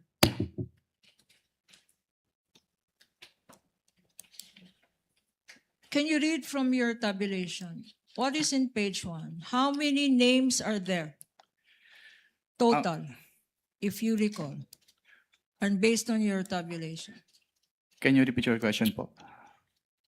Based sa tabulation na ginawa mo, na sinabi mo na summary ng mga acknowledgement receipts, how many is the total of the acknowledgement receipts?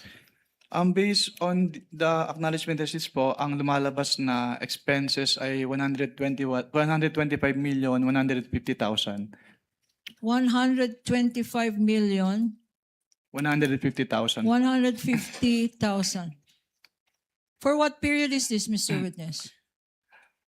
Based on the documents po na submitted to us, December 21 to 31, 2022. Pero katulad nga po ng sinabi ko, some of the dates po dun sa acknowledgement receipts ay dated December 2023. Okay. Sinabi mo na ang total is 125,150,000. Magkano ba ang binigay na confidential funds? Based on the documents submitted to ICFAO, 125 million pesos po. May discrepancy. Hindi tugma, 150,000 na butal. Based on the documents po, yes, may discrepancy po yung acknowledgement receipts and the accomplishment report. Okay. Thank you for your pointing that out. Ano pa ang dapat malaman namin sa tabulation mo?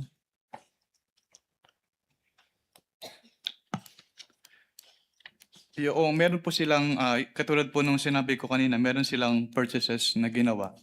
Pero yun nga po, supported lang po ng acknowledgement receipts instead of sales invoices or official receipts. Do you have an amount, Mr. Witness? May I approach, Your Honor? Counsel Meduso.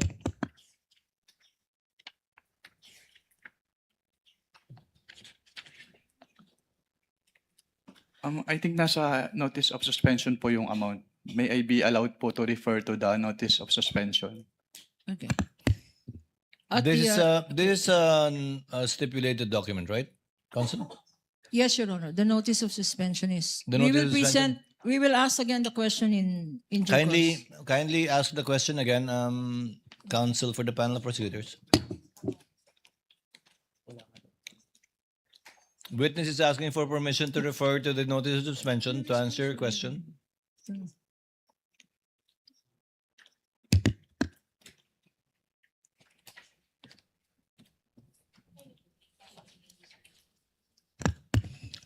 Assistant counsels may approach.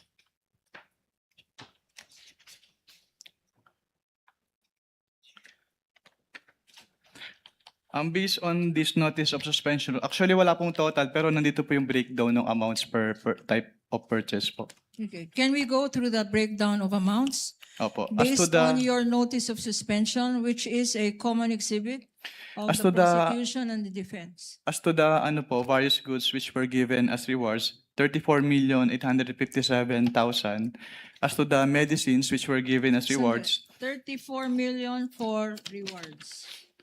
As to the medicines po which were given as rewards, 24,930,000.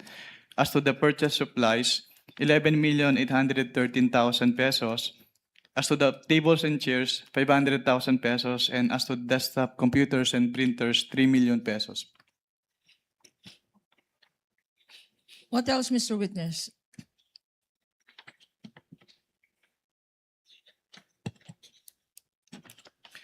Hindi pa rin po nila pala sinubmit yung proof of submission noong revised accomplishment report to the Office of the President, the Senate President, and the Speaker of the House. Ngayon, if we show you a select few of these acknowledgement receipts, would you be able to identify them? Yes, ma'am. Your Honor, can we ask our attorney, Mark Peña? Can I mention his name because his mother daw is watching? Assisting counsels may approach for both Attorney parties. Mark Peña.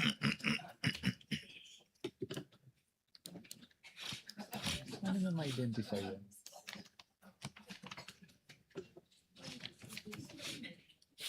Where is it? Your Honor, the witness is being presented for the record 845 acknowledgement receipts.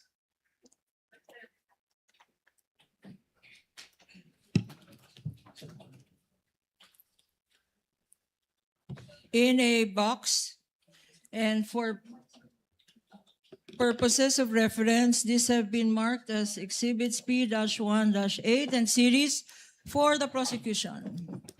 How many boxes, counsel? 3 boxes, Your Honor. What was the folder earlier given to the witness by Attorney Peña? The folder given, Your Honor, is just one of the folders, Your Honor.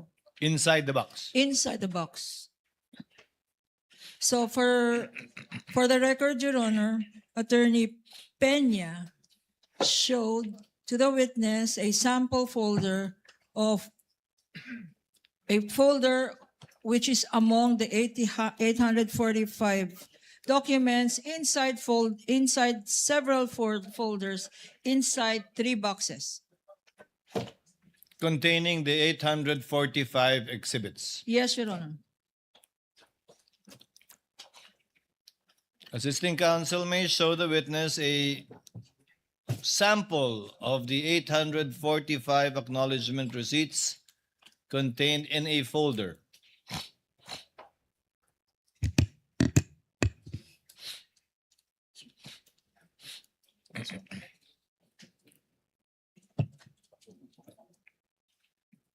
So, Mr. Wamil, is this one of the 845 documents that you examined in relation to acknowledgement receipts pertaining to confidential funds allegedly spent for the period covering December 21 to December 31, 2022?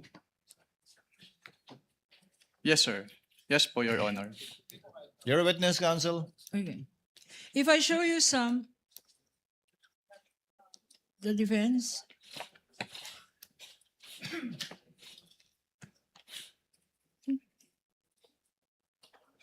Could you please go over briefly the other folders?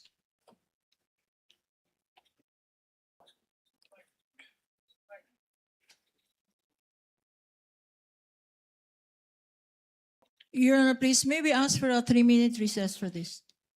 For what purpose, counsel? So you can go over the folders and so I can sit down.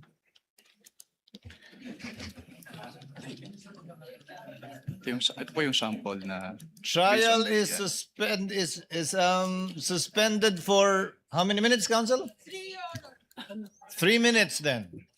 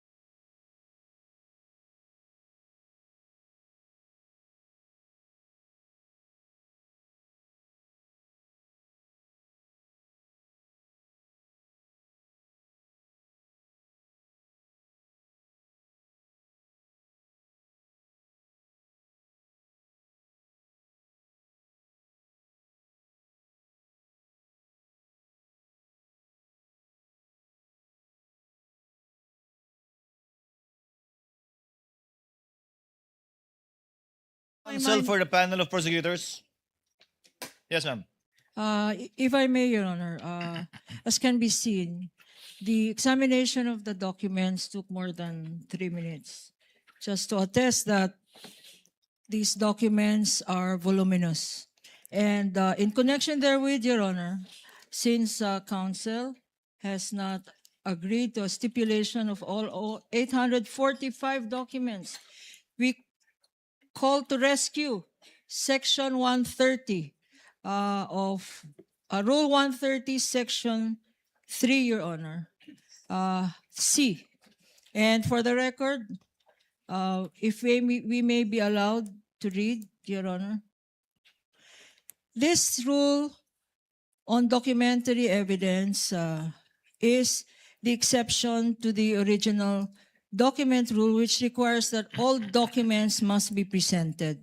But in this particular section, Rule 130, Section 3C, it says, Your Honors, that when the original consists of numerous accounts, and that is what we are seeing today, and other documents which cannot be examined in court without great loss of time, and the facts sought to be established from them is only the general result of the same.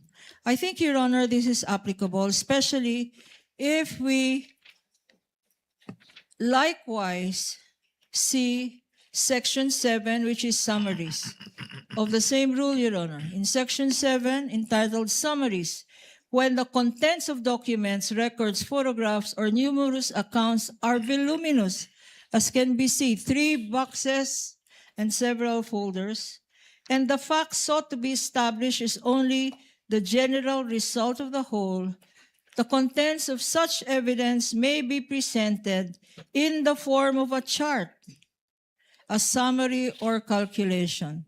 Your Honor, please, I think under this Rule 130, Section 3C, in conjunction with Section 7 relating to voluminous records and summaries, Your Honor, we will be, as we had earlier, marked a tabulation, which is the summary of all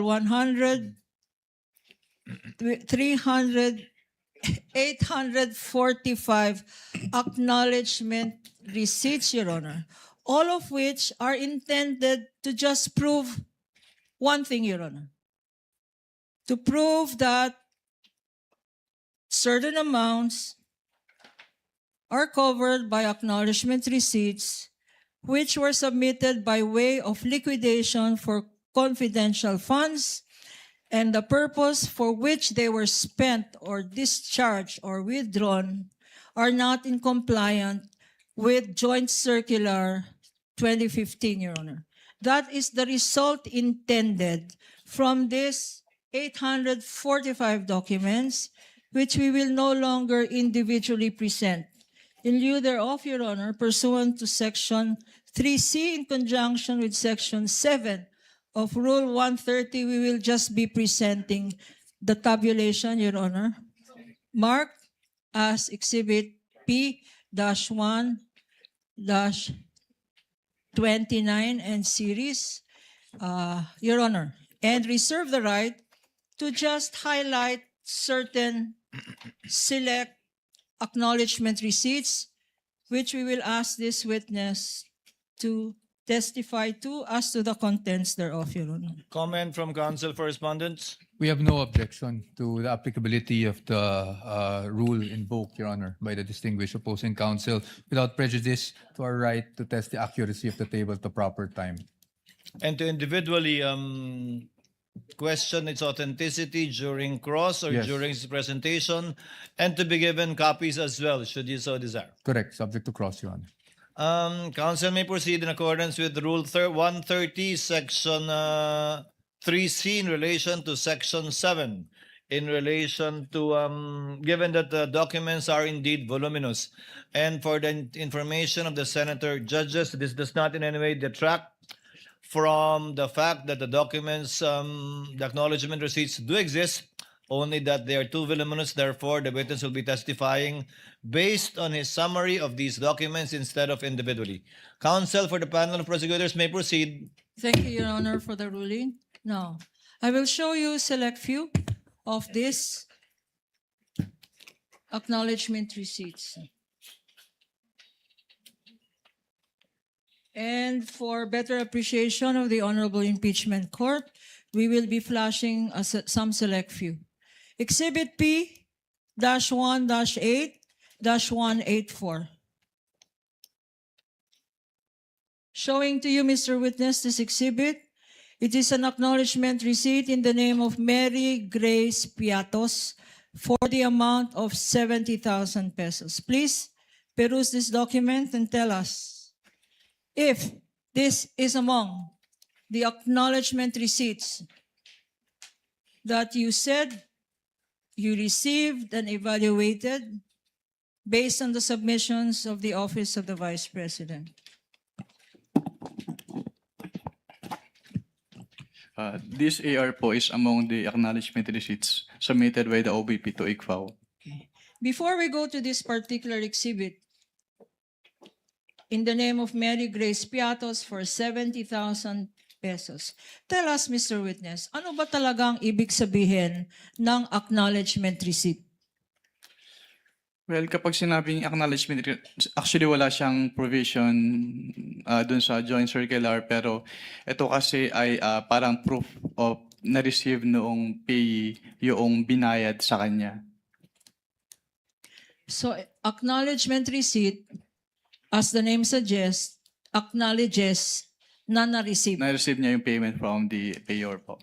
So, ina-acknowledge ng isang Mary Grace Piatos na tumanggap siya ng magkano? Based from this acknowledgement receipt po, tumanggap po si Mary Grace Piatos ng 70,000 pesos for the payment of rewards, close and open parenthesis, medicines. Ano, bakit dalawa to? Payment of rewards tsaka medicines. Anong ibig sabihin? Ang binayad sa kanya na reward ay gamot? Hindi ko po ma-determine based on this document alone po, kaya po kami nagpapasubmit ng additional documents. And also, since it is payment of rewards po, hindi rin po enough lang na acknowledgement receipts. Kailangan din pong makomply yung provision noong joint circular as to the payment of rewards. Okay. So, itong Mary Grace Piatos acknowledgement receipt ay sinasabi mo na violation ito ng joint circular. Bakit? Dahil hindi po ito properly supported by document evidencing success po, which is required under 4.8.5 of the joint circular 2015-01. Okay. Incidentally, Mr. Witness, pag merong pangalang Mary Grace Piatos, kayo ba ay nag-i-investigate o kasama ba ng post-audit nyo ang mag-ascertain sino ba itong Mary Grace Piatos? Since what we do po is compliance audit, so ang naging basehan lang po namin ng audit ay kung ano yung nakalagay or piniprescribe ng Joint Circular 2015-01. Pero dun sa Joint Circular naman po kasi, hindi naman nakalagay doon na kailangan tingnan namin yung recipient ng payment. Okay. I will show you another document. Mark for the prosecution, Attorney Peña, P-1-8-619. Another Piatos, name Rene Piatos. Pakibasa. The amount is 100. Counsel is Renan Piatos. Renan Piatos. Renan Piatos. Ang amount 110,000 pesos. At ang date ay 12/27/2023. Being flashed on the screen for better appreciation of the Honorable Impeachment Court. What observation can you make or have you made as regards this acknowledgement receipt? Based on this acknowledgement receipt po, binayad po siya noong December 27, 2023, which is 1 year po after nung supposedly coverage nung kanilang cash advance for confidential fund.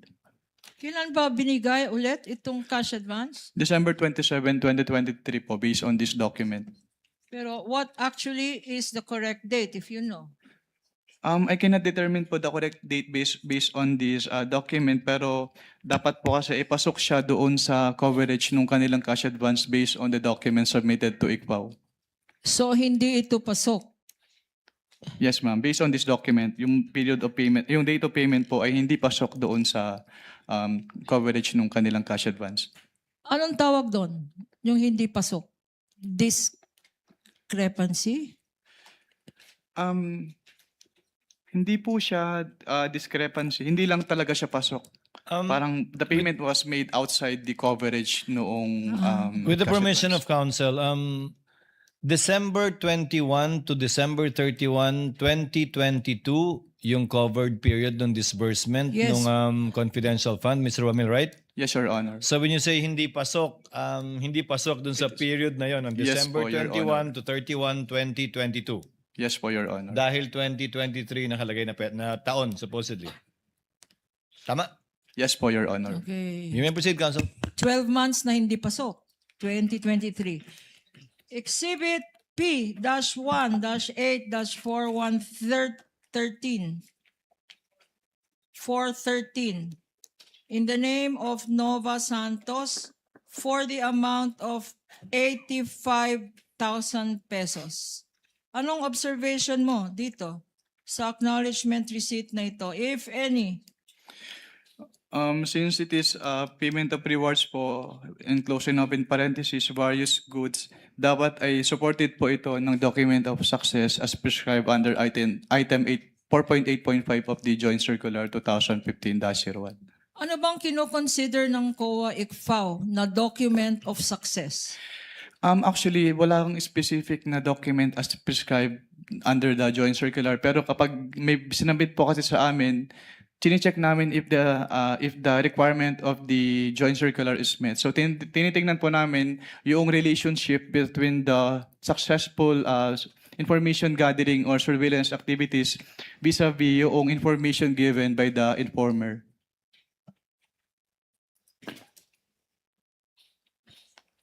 I'll show you now. P-1-8-531 in the name of Miko P. Harina for 295,000 pesos. Again, ang nakalagay dito, hindi pasok. 12/31/2023. Leading, Your Honor. Objection. Okay, I will reform. Kindly reform, What Council. can you say, what can you observe about the date indicated there, if any?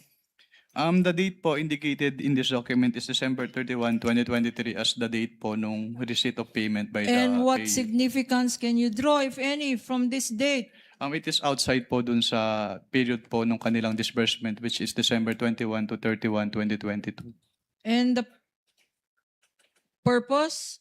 Ano yung purpose na naka-indicate dyan? Ang nakalagay po ay payment of purchase supplies. Okay. Itong purchase supplies na ito, 295,000 worth of purchase of supplies. What documents, if any, were submitted Ang sinamit to po nila, indicate ano ang mga supplies worth 295,000 na binili nung 1 year after, 12/21/2023. Meron bang dokumentong sinubmit? At kung meron, ano-ano yun? wala po silang document na sinabit. Ito lang pong acknowledgement receipt. P-1-8-643 in the name of Janice Marie Revilla. Na-investigate mo ba kung kamag-anak to ni Senator Bong Revilla? Mr. Witness? Mr. Witness? That is beyond na po our scope of audit. Okay. And the amount is 70,000 pesos. Again, for purchase of information dated 12/28/2022. Any observation on this acknowledgement receipt? Wala naman po akong nakitang observation dito sa acknowledgement receipt na ito. Since yung purchase of information is among those allowable expenses naman po under the Joint Circular 2015-01. Patiting. Patiting. P-1-8567 for 150,000 pesos. 12/23/2022. Parang hindi katiting ito. Patiting. For purchase of information. Ang observation mo? Any observation? Since ang allowed naman po ang purchase of information under 4.8 of the Joint Circular, wala naman po akong nakitang observation with respect to this acknowledgement receipt. P-1-8-545 in the name of Odi or Andy C. Lim for 50,000 pesos.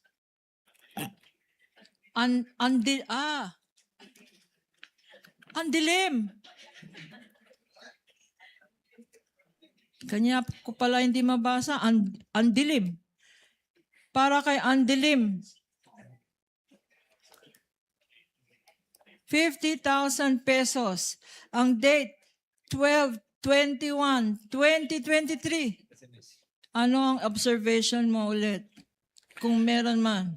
Yung date of payment po, December 27, 2023, is outside the coverage po nung kanilang period of disbursement, which is December 21 to 31, 2022. Kung merong andilim, siguro dahil Objection, pikit. Your Honor. I'm sorry, but I've been giving leeway to opposing counsel, but I think she's been coloring, the contents of the documents more than what is shown in Your the Honor, I'm document just reading. It itself. says here. And No, counsel Your can Honor, It says andilim. I think you It's the know way my it point, Your sounds, Your Honor. Honor. It's like patiting. That's the way it's spelled. And the next one, maybe you will object again. It's Alejandro A. Pikit. I was gonna say, kanya siguro madali. May pikit ang mata. Pikit. Exactly, Your Honor, our point, Your Honor. Pikit. Counsel for the panel of prosecutors. I think you know what the counsel for the respondent is talking about. Yes. Kindly proceed accordingly. Okay, Alejandro A. Pikit, P-18-544 for 90,000 pesos. And the date here, again, is 12/21/2023. Purchase of information. Any observation, Mr. Witness? Yung date of payment po na December 21, 2023 based on this document is outside po doon sa kanilang period of disbursement. Okay. P-1-8-556 being shown to you and flashed on the screen is for Fiona Byong for 80,000 pesos, 12/22/2022, also for payment of information. Any comment, Mr. Witness? Wala naman po akong particular observation on this AR kasi yung purchase of information is allowed naman po under 4.8 of the Joint Circular. And the last two, also for payment of information, P-1-8-654 for Cisfronio Balsac for 70,000 pesos. And P-1-8-615 for Gabriel S. Bisaya for 70,000 pesos. 12/27/2022. Any observations, Mr. Witness? Yung date of payment po ng December 27, 2023, which is outside the coverage po nung kanilang period of disbursement. Now, having shown you selected few of these 845 acknowledgement receipts, can you confirm now that the ones shown to you and those that are part of your summary stated in your tabulation are the documents submitted to you by the Office of the Vice President by way of liquidation of monies allegedly paid to alleged payees and for alleged purposes? Yes po, ma'am. I will go now to the office of the Vice President. What happened next, if any? From what period po yung tinatanong niyo, ma'am? From the date of... After you received the response of the office of the Vice President, what action did you take, if any?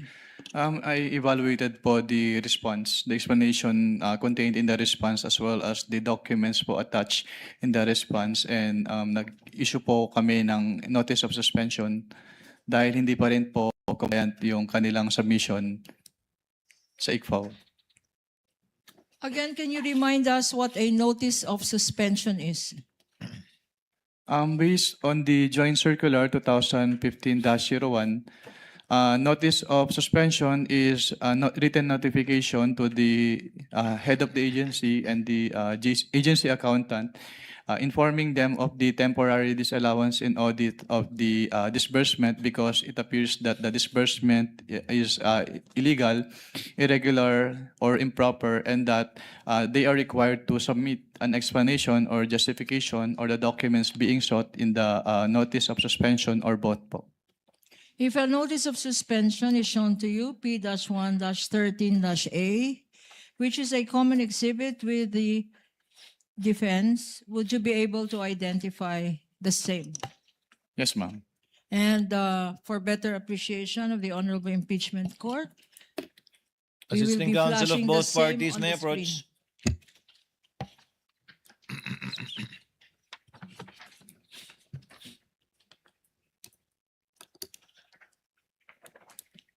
You may proceed, counsel. In your notice of suspension, which you said you issued, and which is a common exhibit, what were your recommendations thereat? In this notice of suspension po, katulad po nung in-explain ko kanina, may mga payment of rewards silang ginawa in cash, in medicine, and in various goods, pero hindi po properly supported with any document evidencing success as prescribed po in item 4.8.5 of the Joint Circular. That is observation number 1 po.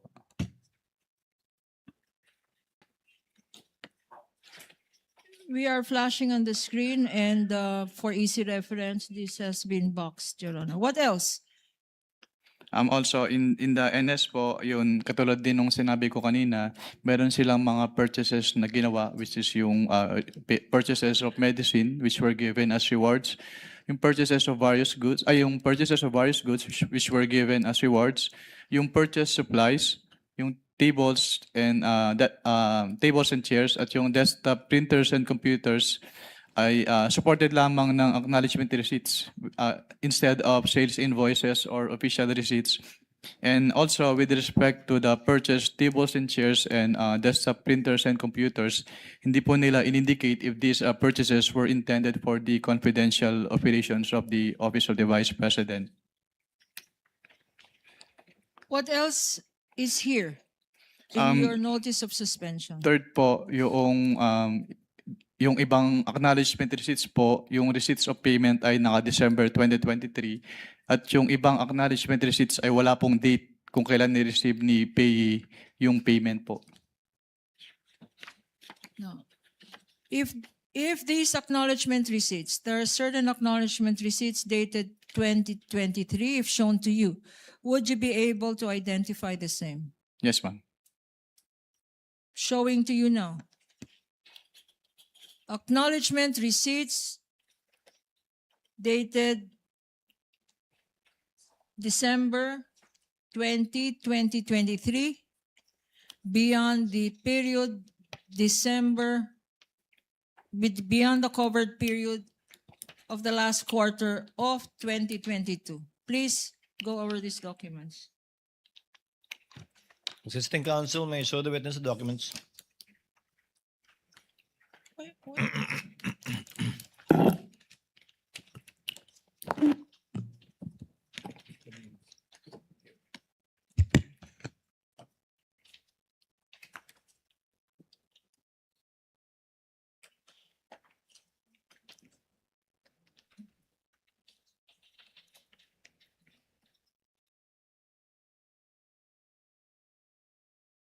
Your Honor, please, this notice of suspension, as I mentioned earlier, is a common exhibit, Your Honor, and I will call the witness to please take a look at Annex A of this notice of suspension, which appears to be a tabulation of these undated and dated 2023 acknowledgement receipts. Are you looking at it? Annex A?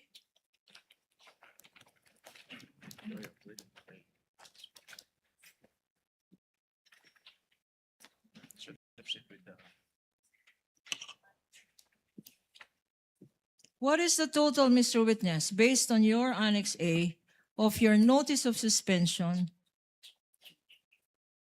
of the total amount for acknowledgement receipts issued for a period not covered by the confidential funds?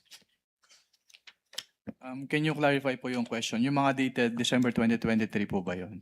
Yes, Mr. Witness. Based on this annex po, yung total ng mga acknowledgement receipts na dated December 2023 ay 25,606,000 pesos. For 2023, 25,606,000.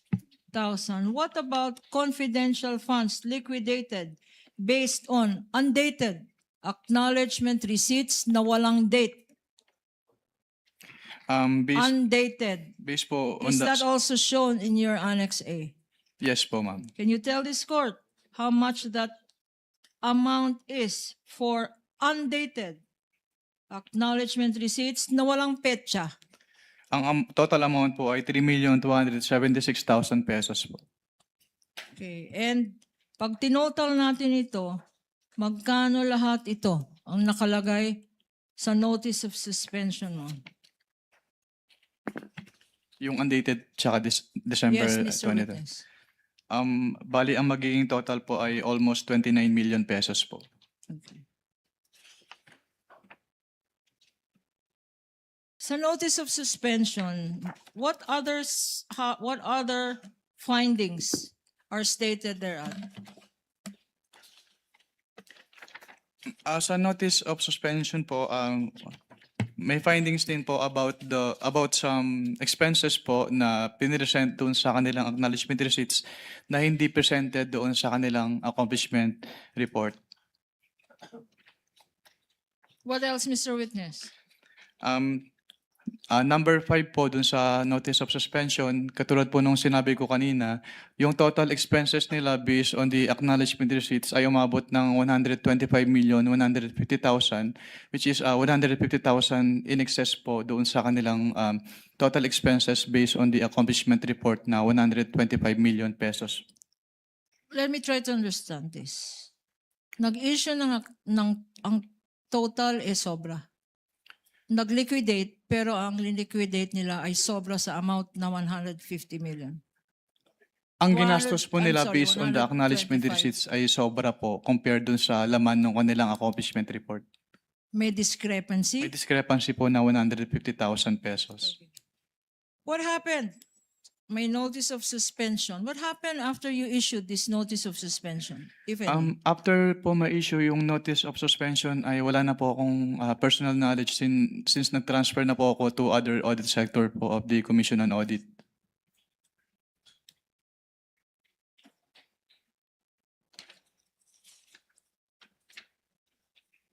Thank you, Mr. Witness. We have just finished the liquidation of the last quarter of 2022.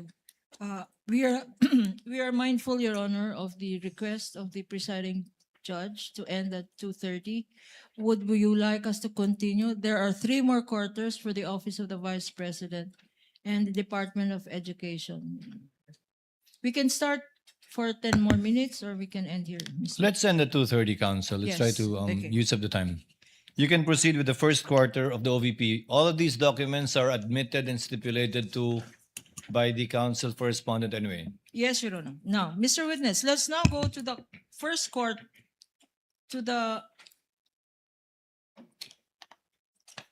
let us now go to the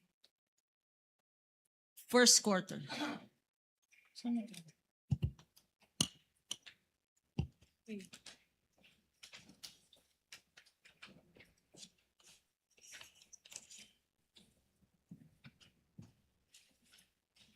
Mr. Witness, you mentioned earlier that aside from the fourth quarter of 2022, you also audited the OVP's liquidation of confidential funds for the first 3 quarters of 2023. You confirm that, Mr. Witness? Yes po, I confirm po. Okay. If I show you the OVP's, the Office of the Vice President's response, dated November 30, 2023, a stipulated document, and for prosecution marked as Exhibit P-1-12-D, dated November 30, 2023. And we are showing it on the screen, Your Honors, for better appreciation by the impeachment court.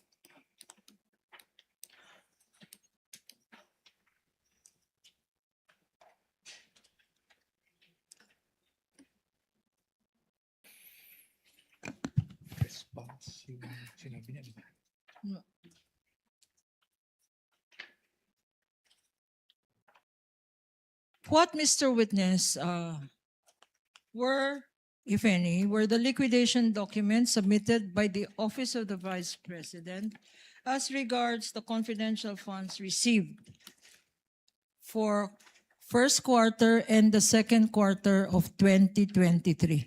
Counsel, just to point it out, I believe that the November 30 response pertains to the last quarter of 2022, not the first quarter of 2023.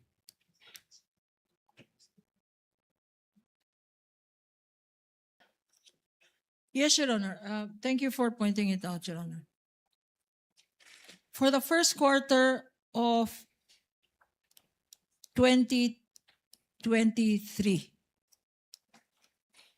what documents were submitted by the Office of the Vice President by way of liquidation of the confidential funds for this period?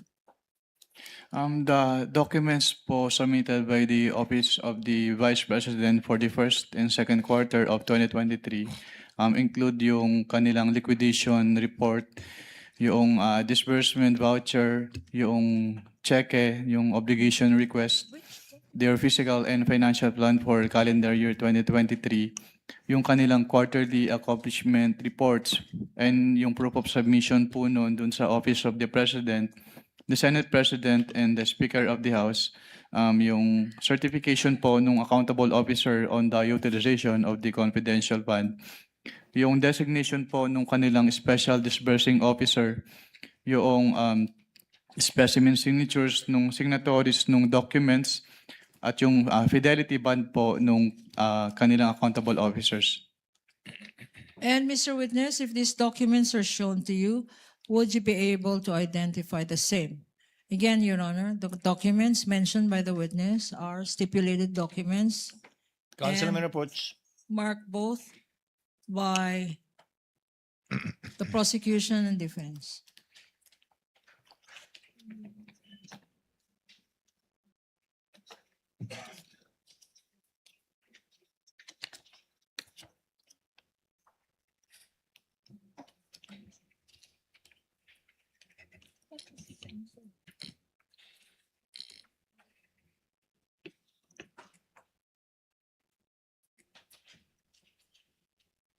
Showing to you, Mr. Witness, liquidation documents for the period covering February 6 to March 29, 2023.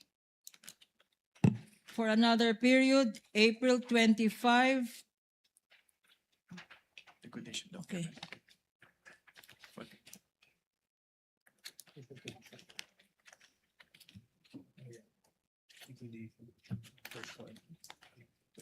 Oh.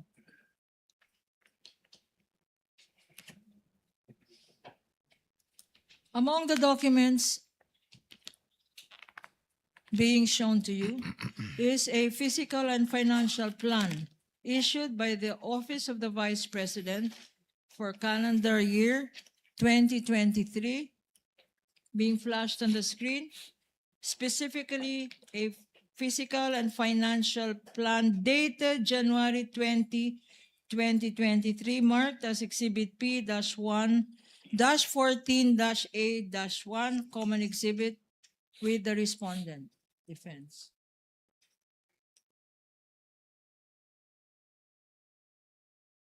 No. On the lower right side of this document, there appears a signature below the words approved by. Whose signature is this, Mr. Witness? This is the signature po of the Vice President Sara Duterte. And again, tell us why you know this signature. Tell us. Because the OBP po submitted specimen signatures of the signatories po, and one of the specimen signatures submitted is that of the Vice President, and her signature po on the specimen signature submitted is the same with her signature po on this document. And in this very same document, there is a phrase, quote unquote, approved by. What does this mean? Ang ibig sabihin po noon ay inapprove po ni Vice Presidente yung contents ng fiscal and financial plan na sinubmit sa ICFAO. Please take a look at these documents and tell us what significant observations have you made? If any. Based on this document po, hindi po naka-integrate dun sa column A yung specific confidential activities as required po under 4.2 of the Joint Circular 2015-01. Why is this necessary? It is necessary po since under item 4.2 po of the Joint Circular, it shall be the basis po ng disbursements ng kanilang confidential fund. What else did you observe, Mr. Witness? Since yung hindi po naka-enumerate yung kanilang specific confidential activities, yung columns for the expected outcome at yung column for the physical target ay hindi rin po kompleto since hindi po nakamatch yun doon sa kanilang specific confidential activities. For the record, because it's not quite clear, could you read for the record what is there stated in the third column? In the third column po, physical target. Letter A, number of identified areas with surveillance conducted and monitored, and letter B, percentage of activities implemented without untoward security-related incidents. Okay, you mentioned number of areas. What specific number was indicated there? Ang wala pong naka-indicate dito, ma'am. There is no indication as to areas. What about where? Specifically, province, city, were these surveillances conducted? Wala pong naka-indicate dito based on this document po.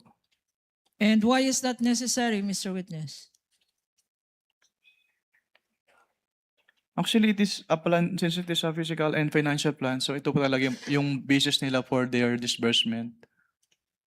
Okay. What else is indicated there? What, can you repeat your question po? Ano pa nakalagay dyan sa third column na binabasa natin kanina? Yung dalawa lang po, yung A and B. Okay. Number of identified areas and yung percentage of activities implemented. And Mr. Witness, any other observation that you have made? Katulad po nung sinabi ko kanina, dapat ay nakamatch yan dun sa kanilang specific confidential activities. Pero since hindi po naka-enumerate yung kanilang specific confidential activities, so hindi rin po kompleto yung information dun sa kanilang physical target. Ano naman, based on this, ano naman ang provision, applicable provision ng joint circular? That is Ang yung, applicable dito. yung item 4.2 po of the Joint Circular. Ano ang 4.2 natin ulit? It provides there po that all allocations for confidential fund must be supported with a physical and financial plan which shall indicate the proposed amount for each project, programs, and activities where the disbursements from the confidential fund shall be based. Okay.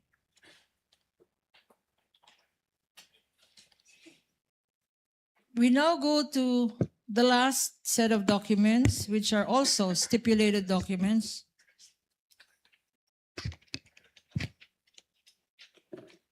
Three more documents.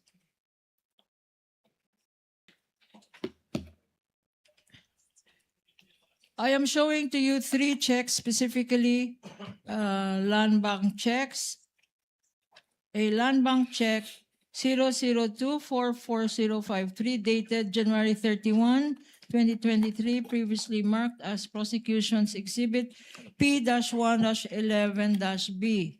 Again, this is a stipulated document. What, if any, is the significance of this land bank check Ito being pong, flashed on the screen for easy reference? ito pong land bank checks, ito yung proof na pwede na nilang i-withdraw yung kanilang cash advance. At magkano ang land bank check na yan? Based on this land bank checks po, ang amount po ay 125 million pesos per quarter from the first to third quarter of 2023. Another check, land bank check number 002455511 dated April 18, 2023, marked as exhibit P-1-11-C, another stipulated document. What is the significance of this check? Being shown to you, Mr. Witness, and being flashed on the screen for easy reference of the impeachment court. Ang significance po nito ay pwede na nilang i-withdraw. It is a proof that pwede na nilang i-withdraw yung amount of the cash advance.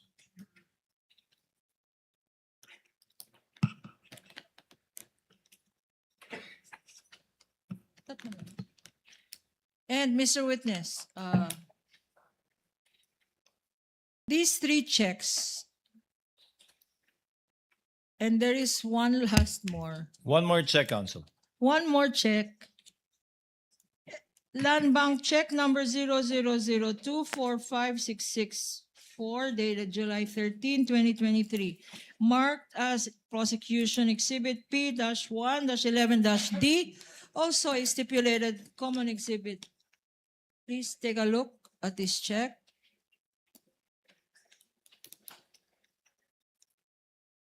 Tell us the significance of this check, even. The significance of this check po is it is a proof po na pwede na nilang i-withdraw yung kanilang cash advance for this quarter.